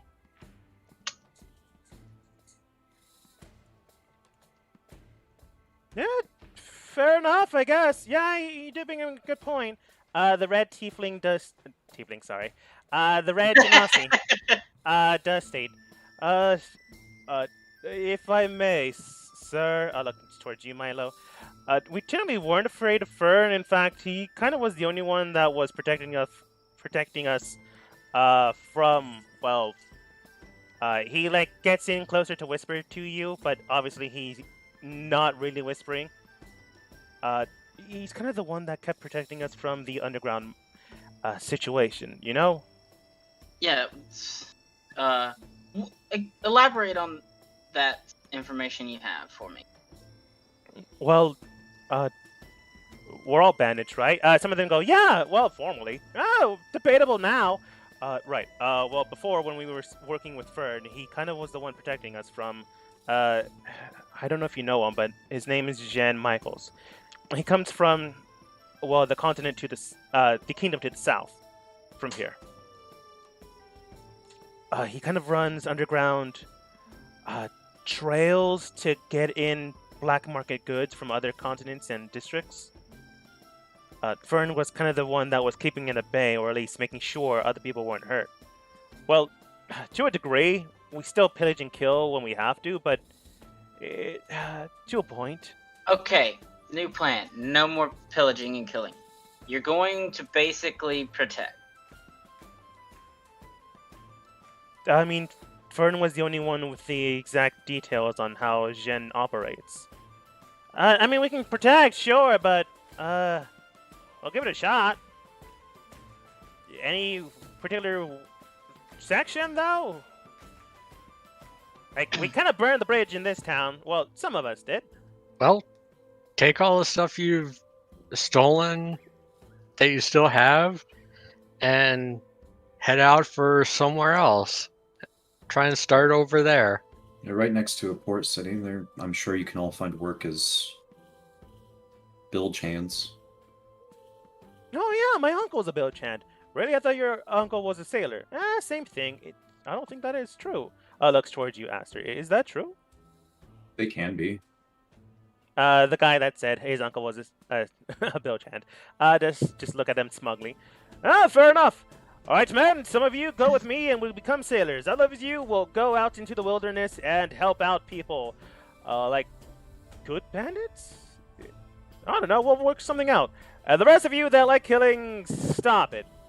The one that you blinded, is the mainly one. Like Yoko, like the lady here said, no more, and I said, no more killing, or you'll have to answer to her.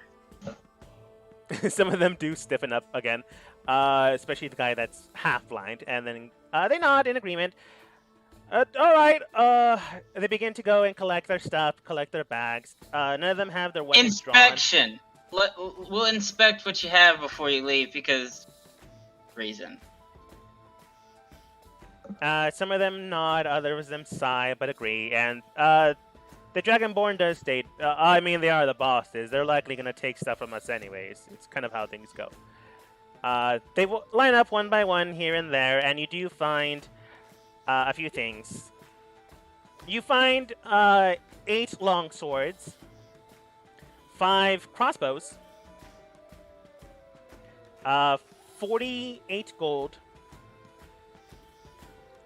52 silver, 320 copper, a weird brown box. The wood itself just looks odd. You're not exactly sure. I'll take that and set it off to the side beside me. Mm-hmm. Sets the brown box to the side. Nobody touches it. A satchel full of potions, but none of them are like the typical health potions or the other type of potions you've seen. In fact, all of them look clear white. I will almost like take water, that, but it looks slightly different. because I am good at dealing with that. So There's 5 of them. Let's see here. 5 pouches of what appears to be weird spices, as they seem to be multicolored. They're all in like spice pouches. 1 charge each, whatever that means. Let's see here. A magical tinderbox. And let's see here. 5 wagons, 8 tents. I don't think you're gonna take those. No. 2 cages, 1 The baby cages dire will be just bear. one baby dire bear. 1 mother dire bear, and an owl. I'll release the owl and I'll let Aster and Yoko deal with the rest. I'll take the crate with me and they're in the cages, right? The bears. Yes. I'll walk up, and as I'm walking up, I cast Speak with Animals. All right.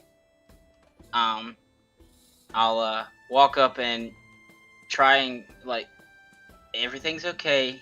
I'm going to let you free. You can go back into the wilderness. Is that okay with you? We mean you no harm. The baby dire bear moves forwards, but basically it is their mother. Basically puts their paw on top of the baby's head and drags it back behind her, trying to protect her, the child. And the mother does look towards you, and go ahead and roll persuasion.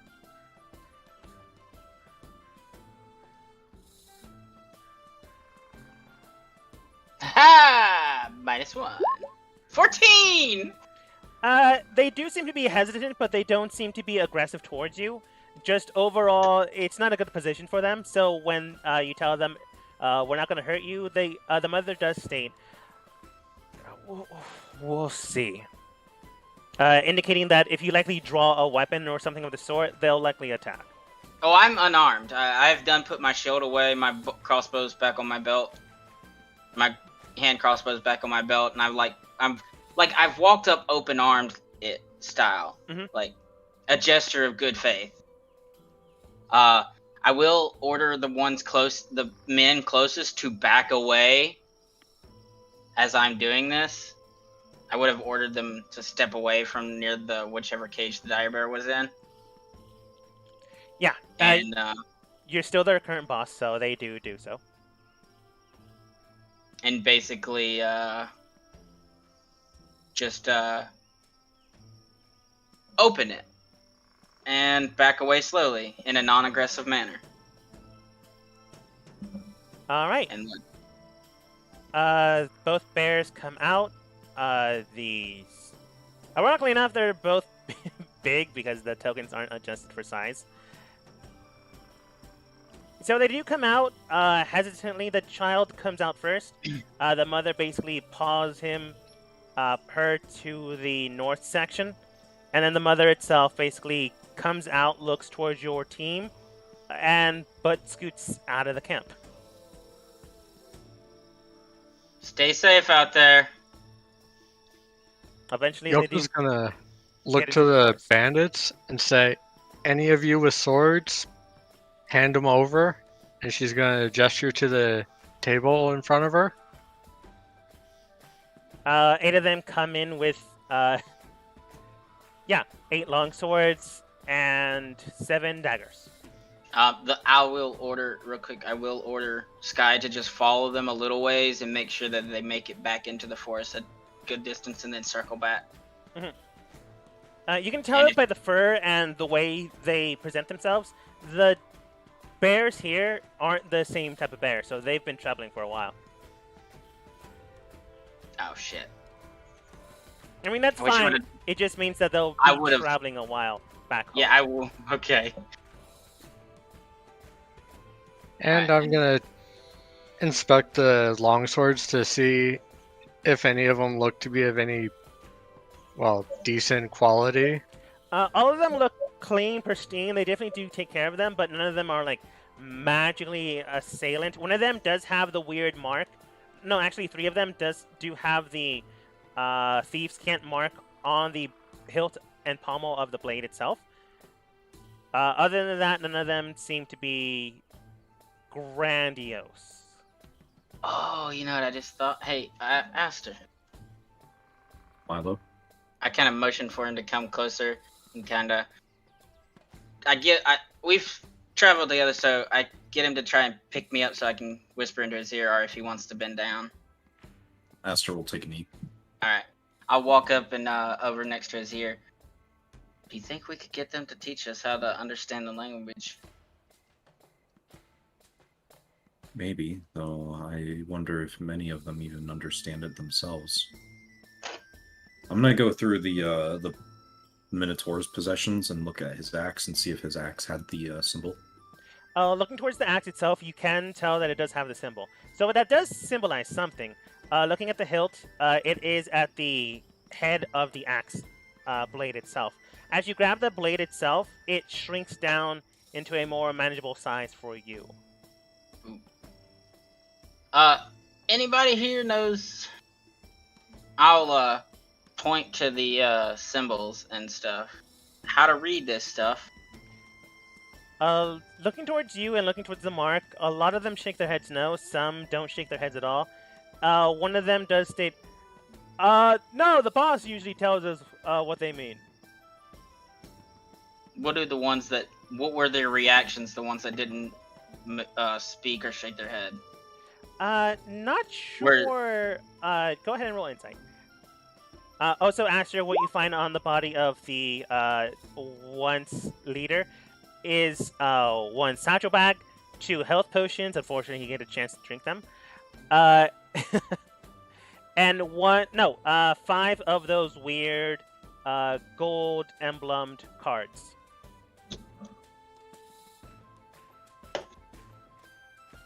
After Yoko finishes examining the swords, she's gonna take them and put them in her bag and say, "I'll be taking these. You can keep the daggers."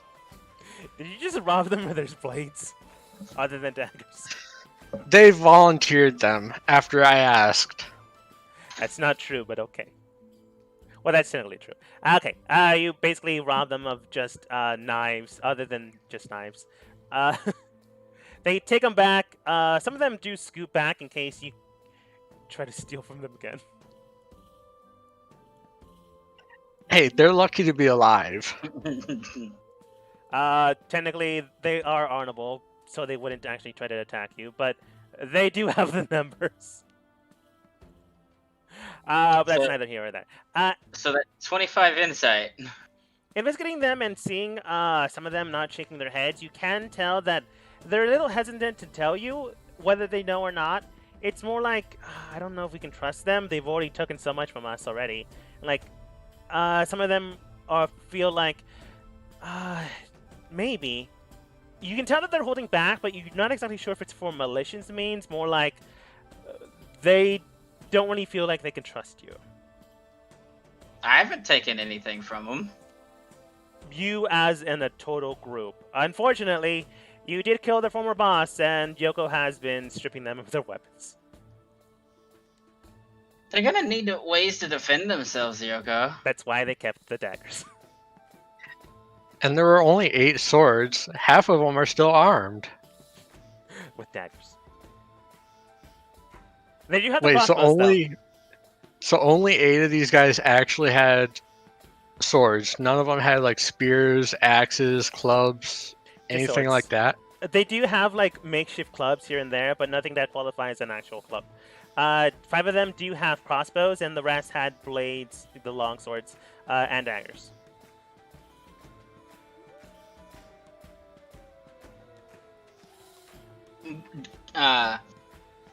Which ones were the ones that were hesitant to say anything? Like, the blue tiefling, the dragonborn, and the guy that Yoko gashed out their left eye.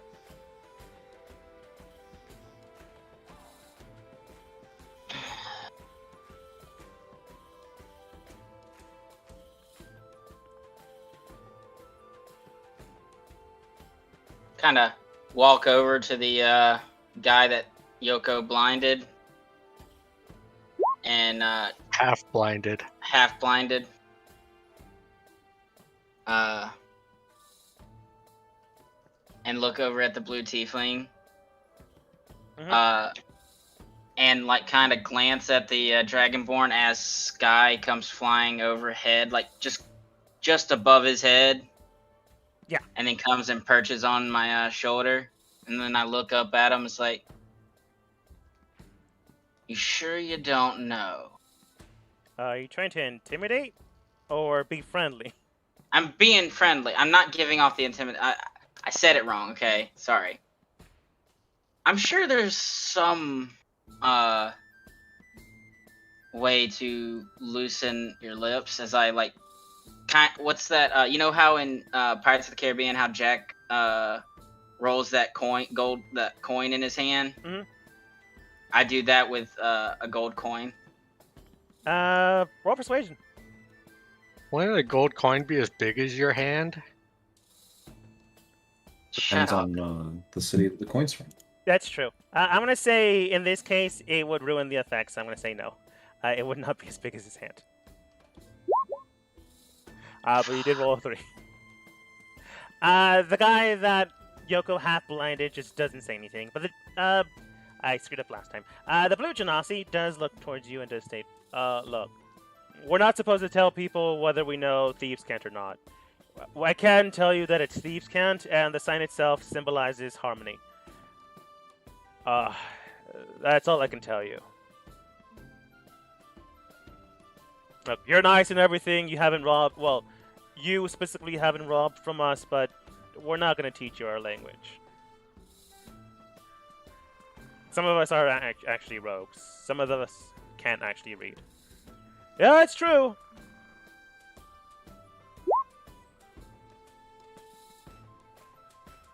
So you do know that the symbol now represents harmony.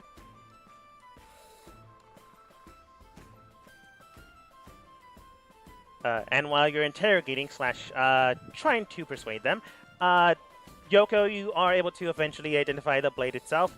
The great axe is just a great axe. It can just switch its size to a medium-sized creature, to a large-sized creature, to a small-sized creature. It basically just changes shape and size. It's likely expensive, but other than that, it really has no massive magical property. I'll explain that to Aster once I finish. Yeah. How? This isn't Pathfinder. I was gonna make you roll. Go ahead and roll Arcana.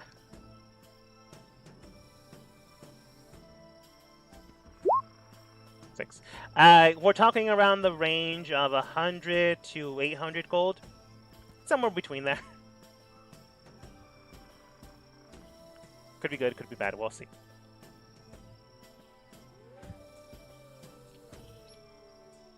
Yeah. Looking towards you, the sentried Mandogo. Yeah. Can we go now?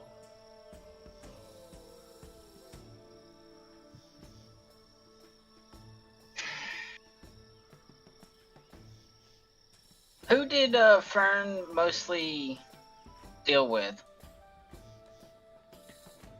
He dealt with a lot of people. Like, what do you mean? Like with people inside town, or like people in general? His main contacts, like for basically, like you said, to keep the what's his face occupied, like at bay. Well, he needed to contact him from time to time, so he did contacts with Jen Michaels. Jen is their actual name. Michaels is the name that they gave themselves when they came to this kingdom. So he tried to always talk with them to persuade them to look the other way with us. But he in town, actually meet him, or did he meet through a mediator? He met with a mediator. The other person that he did meet in town, though, was this nice lady at a bar. I believe we've met her. All right, if you say so. I look over at the blue genasi. I assume you recognize us. Should I? I mean,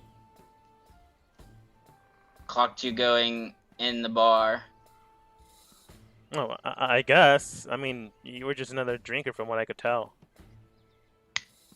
Was it the lady, the proprietor of that bar?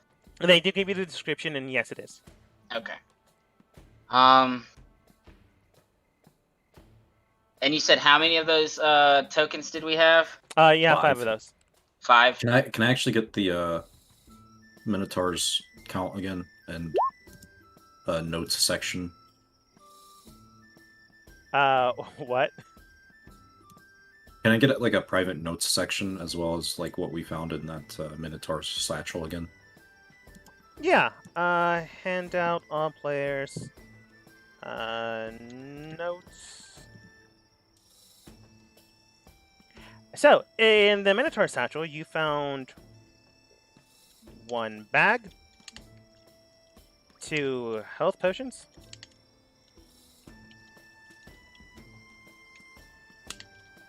5 gold cards. I'm just going to call them cards because that's basically what they are. There was some money in it, but not a lot. 13 gold. 10 silver. And 42 copper.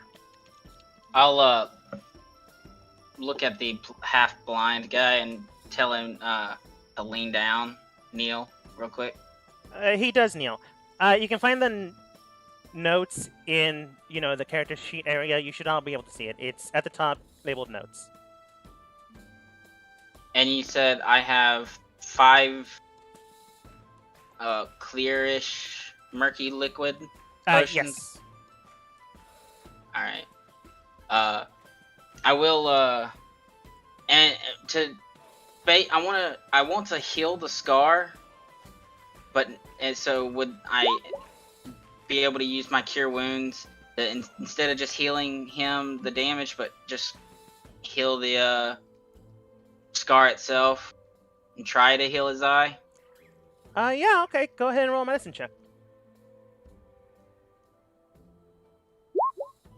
Oh, if only I had advantage. You begin to clean out the wound here and there, making sure that everything is nice and clean. One of them does have like a small little I suppose they hid it from you. If you want to steal it, you guys can, technically. They bring out a small little medicine kit. You use it to suture the eye so it doesn't cause Oh no, any problems. I have my own medicine kit. Okay, they don't have that. You use your medicine kit to clean it up, make sure it's fine, suture anything that needs to be sutured, and a little while later, it won't scar. The eye's still gone. Yeah, I wasn't trying to save the. I guess I wasn't trying to save the eyesight. I was trying to save the eye to where like he wouldn't look disfigured a little bit too much. Unfortunately, the eye is so damaged that it now turned a murky white. Okay, that's fine. That I don't have a problem with that. I was just trying to heal from, so he wouldn't have too many like problems in the future with it, other than he can't see. Mm-hmm. All right, buddy. And I like give a like smack, not hard, across the face, and you're good to go. You basically just puff his cheeks and then go, "Yeah, I gotta go." The rest of the guards do take note of this, thinking that they're also good to go. Unless you guys decide to stop them, they will be heading out to become sailors. I will whistle. Rogues and I maybe will a baker point or two. to the blue Genasi and the Dragonborn and the fire Genasi to stay back for a second. Hey, pack up your stuff first. Don't just leave all this out here. They ignore you. They don't actually ignore you. It's just unfortunately it's tethered to the map. But they would like They would not put this stuff. yeah.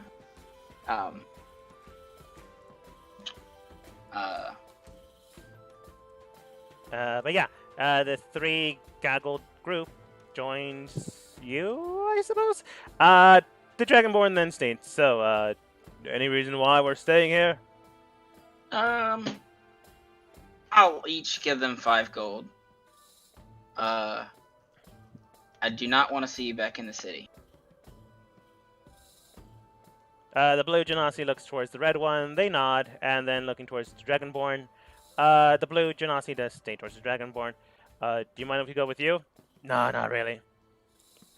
Well, I was gonna go and become a lovable rogue, but I don't know. You guys want to head east? Yeah, sounds good. Yeah, I suppose. They nod, and then the two that were going to go into town decide to go off with the Dragonborn to do something else. You may never see them again, or you might. You know, it really depends on where you wind up.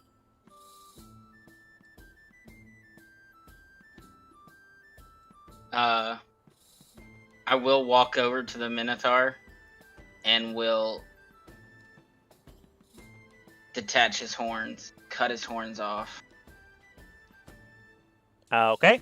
Adding insult to injury, you begin to break apart the horn cleanly so it doesn't leave any weird edges or grooves, and slice off both horns. Yeah, what did I roll for the bear earlier? Persuasion. I wish you would have let me done animal handling. You could speak with it at that point. It's no longer animal Oh handling. yeah, true. That's true. Never mind. You're right. All right. What were you saying about the horns? You cleanly remove them. I would have made you roll survival, but that's fine.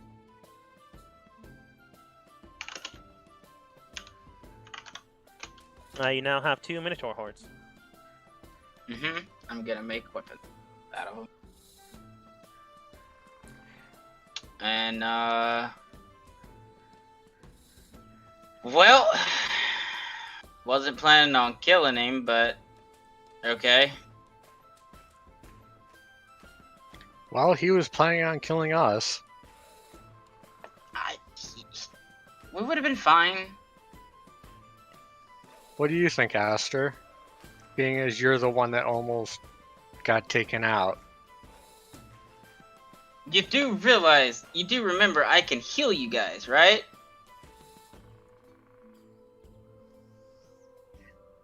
I don't know. Based on what I saw, there's not much you could do for getting chopped apart with an axe like that. Done is done. Nah. His throat has been snipped. I think I if we do need have to an investigate idea. farther, we should go back to that bar and That's speak with that what I woman. was. That's what I was about to suggest. I was suggesting we go back and talk with her and probably present one of these tokens. I do want to check out what is in shit, I forgot what you set up. I had the 5 murky potions and something else, but I forgot what you said. That brown box? Oh yeah, that. Box, the weird brown box. I want to look at it and see what's inside. So you want to pry it open? Yeah. Okay. You should wait to do that. Oh? Well, it might be magical. Or you should at least look for traps on it.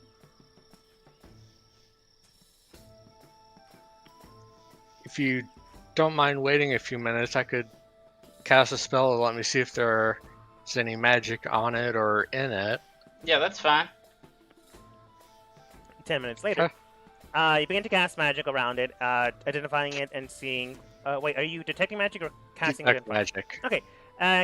Detect magic, and you can tell that it is not magical per se. It does register magic of enchantment, but it itself is not magical. It has been enhanced by magic.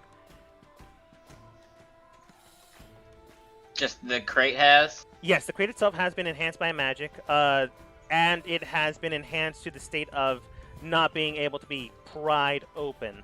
So someone really didn't want this box to be opened. A way to defuse this, Yoko, you can tell, would be a Dispel spell. Would easily remove that. Or just, with enough force, break it apart. Okay, I'll share that with Milo and Aster and see what they want to do. I'd like to see what's inside. Well, so we can smash it open or find someone better at magic. We'll hold on to it for now. I'd rather not smash it because it possibly breaks whatever's inside. How big is the crate? Like, is it a small crate? Like, to me, compared to me, though. About the size of your chest. So, like, 1 foot by 1 foot. By 1 foot. Jeez, that is big. Okay. Comparatively, yeah. Aster, would you be willing to carry it? Of course. I take the satchel, and I just kind of throw it in the satchel. All right. Okay. You with the other stuff you took? Yep. All right. You throw it in there, and then you hear a what?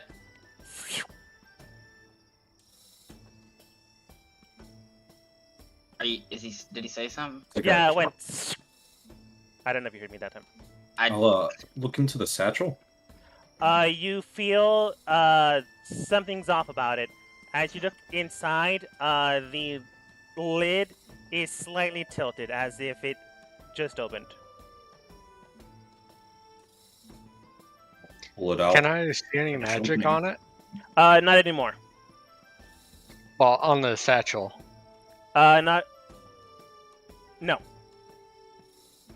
What's in it then? You said you just look into it. Do you take it out? Yeah, I'll pull it out and open it up the rest of the way. All right. You pull it out the rest of the way and remove the lid off of it, and you see something weird inside. The way it looks, it almost looks like an organ, but then taking a closer look, removing the shadows and bringing it into the light, it looks about like a fist-sized ruby, but the ruby itself has like breaks inside of it that almost register like nerve endings or veins. Can I roll a nature check? Yes, you can. Can I see any magic on that? Yes, you can. Oh my god. You can tell that this is a gem heart, Yoko. You've heard about these more or less, due to the fact that sometimes people within your own community don't make these, but are at times do deal with these. because let's see here, Milo, I'm afraid it's a little off of your I'm good in those, and I can't roll more. You're good with a lot of things. I'm afraid this is more magic inclined, which Yoko detecting magic, you can tell that this is more or less a gem heart stone.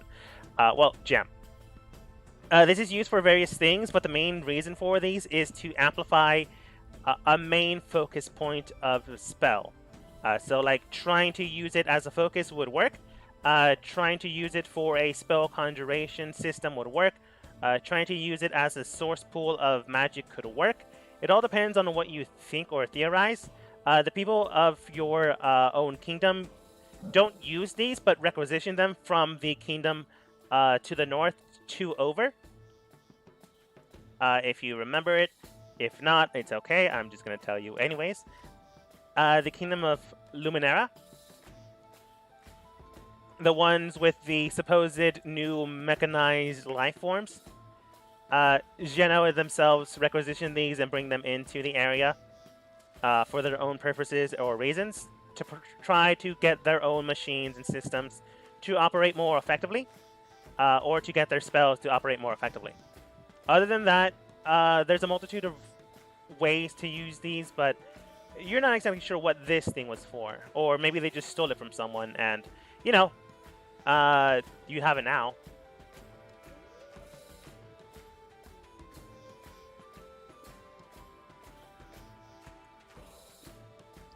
Could I try identifying it? Yeah. Or would I know if that would even do anything? It would register more information, at the very least. Okay. Do you ritual? Yeah, I'll ritually cast it, and Alright. Milo and Aster can figure out what to do next. While you explain all the first part stuff of detect magic, you were ritually casting that in the between the sentences and then finishing off the 10-minute mark. Yoko, you detect magic on this thing itself. It has imbuements in it that can... the gem heart itself can work as a catalyst, as well as a core component infusement system. Basically, it means you can fuel it. You can add fuel to the fire, basically into the gem heart itself, or you can use it as a catalyst to start something up. What that means, basically, is you could potentially use this as a way of making magical items. You can potentially use this as a way of breaking things or enhancing things. It definitely has a lot of ways of being used, but the way it's shaped, the way it's designed currently, it's meant to bring something to life, or at least the start of life, and then be infused with energy to continue the process and allow it to move forwards without the caster to continuously pump magic into it.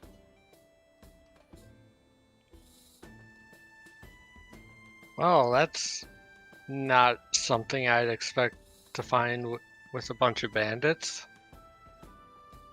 No.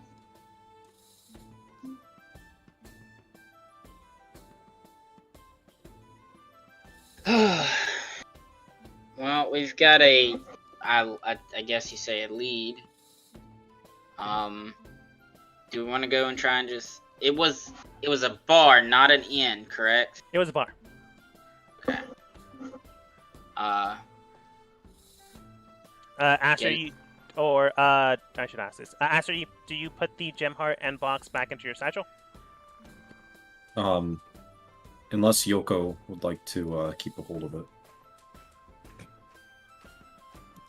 She seems to know the most about it, so... Yeah.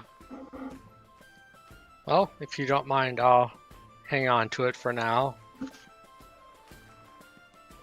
Bonds. Alright. Aster, do you, like, check your box? Not your box. Do you check your satchel just in case? Yeah. Alright. Checking your satchel, you can tell that, making sure nothing else accidentally fell in. No, everything's there. Except one of the 5 gold cards, one of them turned black. Take it out and examine it. Examining it, you can tell that it has that mark like beforehand, but this time it's clear. Maybe it was what unlocked the crate. I see. I'll take the crate and I'll touch the card to the crate just to see what it does. You do so, and nothing seems to happen. If it did do it, then more than likely the effects is gone. Let's not waste any more. If that's a possibility. I'm gonna wrap the rest of the gold cards up in some of my bandages and set them into a different pouch. You do so. Can I hold 4 on to gold one or remaining two? and 1 black card. Oh, there we go. For a second, I thought we couldn't edit the notes. I made sure you could. Yeah, we can. Do you head towards the bar? I can't. There we go. I can edit now. I'm editing it right now. That's probably why. Okay. Well, I want to come up with a thing. Like, it's late now, as it is, right? Yeah, I mean, it's a bar. It'll be open until probably 2 in the morning. So you got time. Should we go and be the last ones to be there?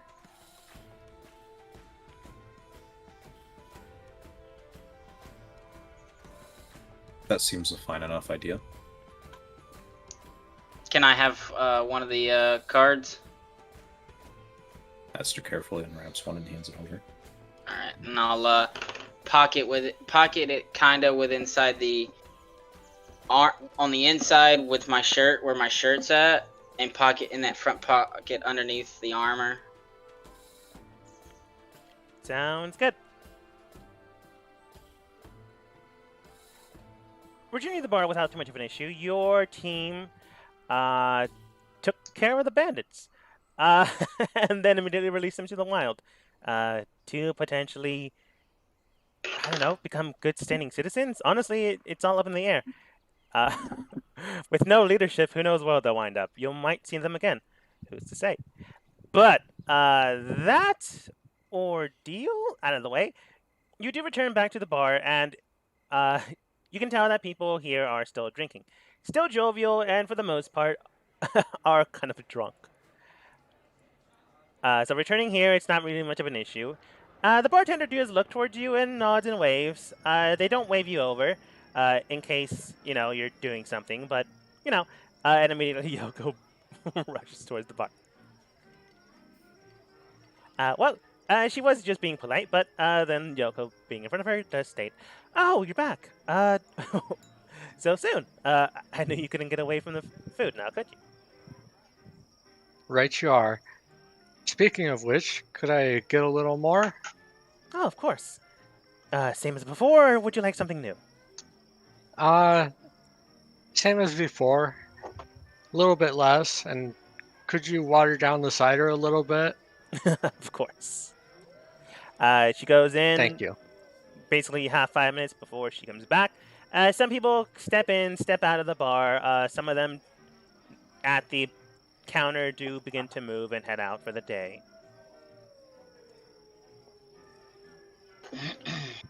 I'll hop up on the bar stool.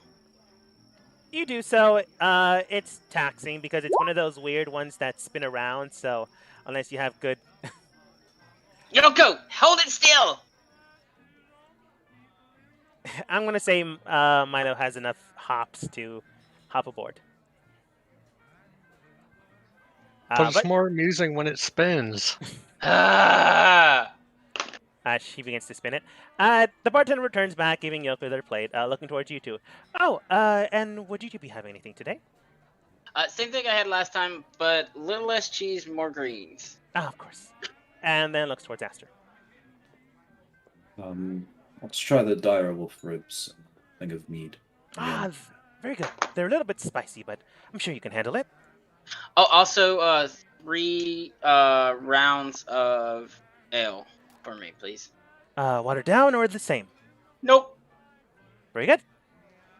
Giving you another 5 minutes. Okay, quick question. Yes. For druid spells, do they need to be prepared to ritually cast them, or can I just ritually cast any of the ritually marked spells that a druid would know? If you know them and their ritual, you can just ritually cast them. Okay, I just wanted to make sure before I look at something. Okay. 5 minutes later, she comes back. I like how I give you guys 5 minutes to perhaps discuss or make a plan, but you don't do it. Coming back, she does hand you your meals, your drinks. And she comes back with an entire plate of drinks for Milo.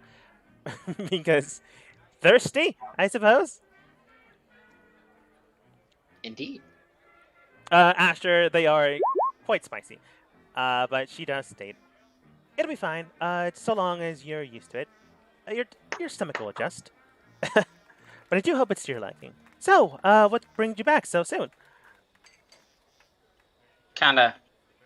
How how are the? I know you were removing some, but are the ones that are still here still here? They're still there, but drunk. I kind of remove the gold plate that I have in my pocket and just slide it nonchalantly towards her. You do so.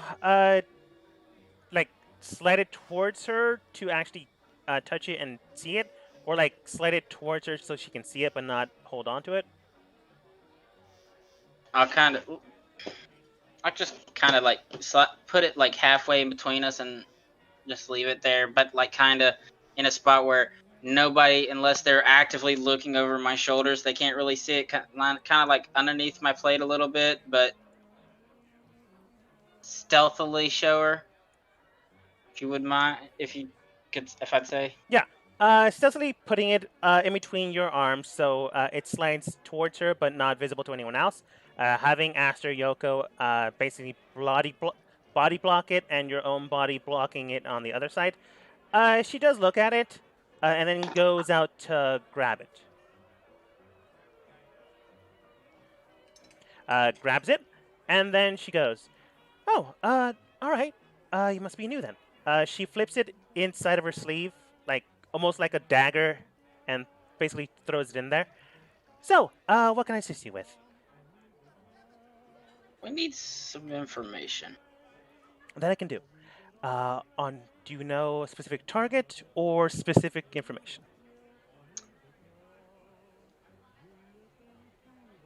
What's the deal with the cards? Oh, the cards themselves. Oh, you must be really new then. I suppose that's probably your only one, unless you go back to your enclave later. The cards themselves are a little tricky. You can use them to pay for things here and there, and if you know the right people, to get things. Seen them change color. What does that mean? Oh, as I mentioned before, the card's a little strange. If they're able to, some people use them as keys, but that burns them out. Gotcha. The black cards, can they be used for anything afterwards?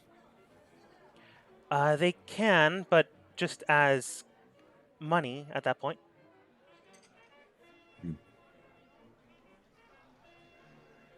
They're roughly worth 10 gold apiece. In the black state. And the gold? I will not tell you, as that could lead to complications. Priceless. Basically, from what you can tell, she's not trying to hold back for like malicious means. It's more like, if I tell you how much it's worth, you're going to try to use it as much as possible. So, with any luck, you just don't ask for a lot, and I just get the entire card. Is what you feel like she's doing. Well, I need information on the inner workings of the. Remind me, out of character. Does this country have a ruler, or is it like a council or something? This specific kingdom itself is governed by a king, and its governing bodies.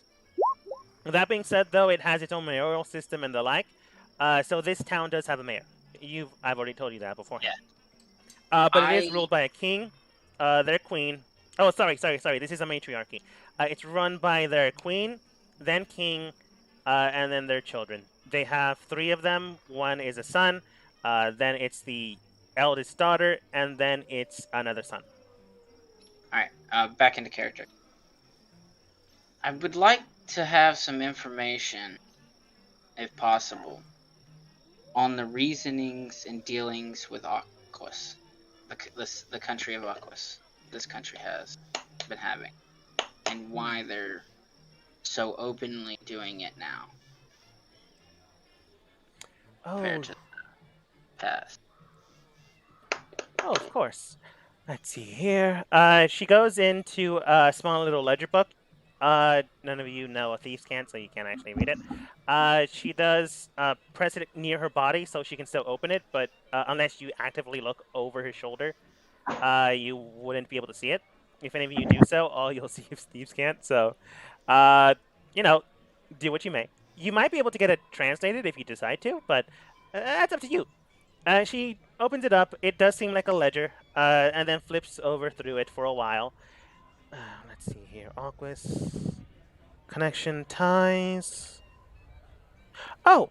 It doesn't appear that they have any, or at least not any standing ones. At least on a governing factor. Official. Official ones, correct. I'm talking about non-official. Non-official, it does seem to be a accidental... how should I say this? An accidental partnership. Aquas technically isn't involved by the non-official channels, but they just benefit from it due to them.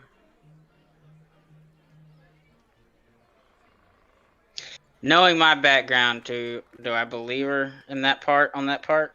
From what you can tell, you can roll insight, but it does seem possible. It does seem possible. From what you can tell, she's not lying. It does seem like the unofficial channels are just working, and it accidentally benefits Aquas. Who behind the unofficial channels? Let's see here. From what I can tell, it does seem to be one Jen Michaels. Currently, they are operating in this town underneath the the Lucky Goose Casino.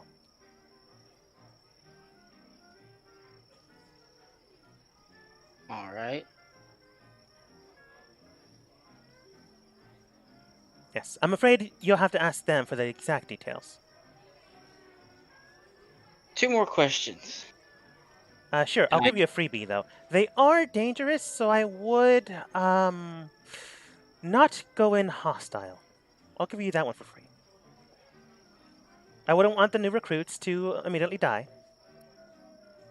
I just kind of give her a wink. Indeed.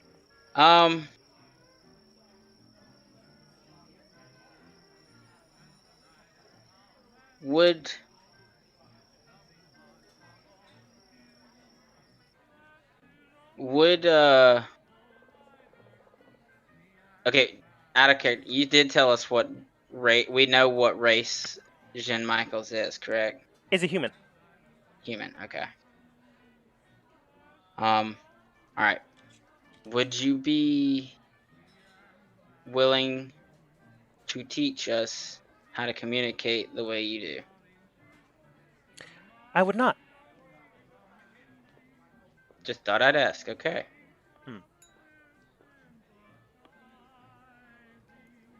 After all, your leader should be able to do that for you. Yeah. They kind of rushed. Well, each conclave has their own system of communication. So if I teach you mine, it wouldn't affect you for your own conclave. True. Now then, I believe that is your questionings, and you got 5 questions out of that. Good then. Anything else you would like? She goes back to a more demeanor of a bartender slash bar owner. Once more. Any good places to stay in town? There are a few. The Lucky Duck actually has its own rooms you can stay in, but they are quite expensive. I do have a spare bedroom, but it's one spare bedroom, and, well, it could be a little cramped for all 3 of you. But I'll charge you a silver piece if you're willing to be cozy with each other. Other than that, there are a few inns in town that you can easily find. Could, if I Fine give you... expensive. Pardon? Define expensive.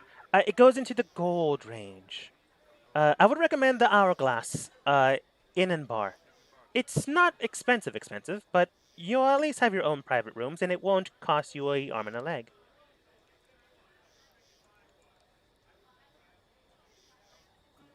Gotcha. Thanks. Just make sure you come over here to drink. We're a lot better at than they are, but you didn't hear that from me.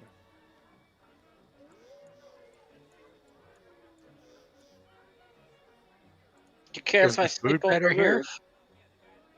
Man, you both talked at once. Sorry. Yoko, what'd you say? Is the food better here? Oh, by far, yes. Milo, what did you say? I said, could I sleep on the roof? No. Attic? No. Okay. Again, spare bedroom, but only one. Willing to charge a silver for it, for all the 3 of you. Again, if you go to the Hourglass Inn / bar, it'll only cost you a silver a piece, so it shouldn't be that bad. Which way is it from here? She gives you directions, easy enough to find. It's further in town rather than at the port area. Do you guys go over there to spend the night? What do you guys think? Should we stay there? Yeah, I think so. All right. 2 out of 3. Sorry, Aster. It looks like you're outvoted. I'm amicable with that. Getting to the Hourglass Inn wasn't that difficult. It does cost you a silver piece apiece to get rooms, but they have plenty of them. It's a nice atmosphere, and it's definitely larger than the other place. The rooms do come with a complimentary meal, so you get rooms near each other enough in case you guys, get attacked or something along that line. So you share a meal before heading to sleep, and you're disappointed immediately. The food over there is definitely better. The drinks are pretty good, but the food is, well, 4 out of 10. You can definitely eat it, but the other place is around 8 out of 10 to maybe 9. So she wasn't lying. From what you can tell, she does seem to be an honest person. But after the meal is shared, you do find your rooms. For some reason, Milo has the biggest room. With a study room. I would have asked, like, did they care of pipes? What? Smoking. Oh! Smoke. Yes, they do carry those, but those aren't complimentary. You will have to pay 2 copper for No, those. I mean, I have mine. Do they mind? Like, I'm asking if I can smoke in the room. As long as you have the windows open. Okay. Yeah. I'm going to basically get into the window, like, open the window and, like, sit sideways in the window with one leg against the other side and just smoke and fall asleep there. All right. Yoko going to sleep normally. Milo around the window, falling asleep. Aster, it doesn't seem like you're in a bed. Is there a reason why? Aster just sort of rewraps his bandages before going to sleep, making sure that the door is locked, and then heads to bed. Making sure that you tend to yourself and making sure that everything else is clear and covered. One thing does stand true. Your adventure today, well, it was different than you expected. You became a leader of a bandit group, dismissed them, accidentally maybe joined a rogues guild. Kind of. But either way, you are tomorrow heading towards Jen Michaels. And, well, if the Minotaur can hit that hard, we'll find out how Jen is next time as we end the session for today.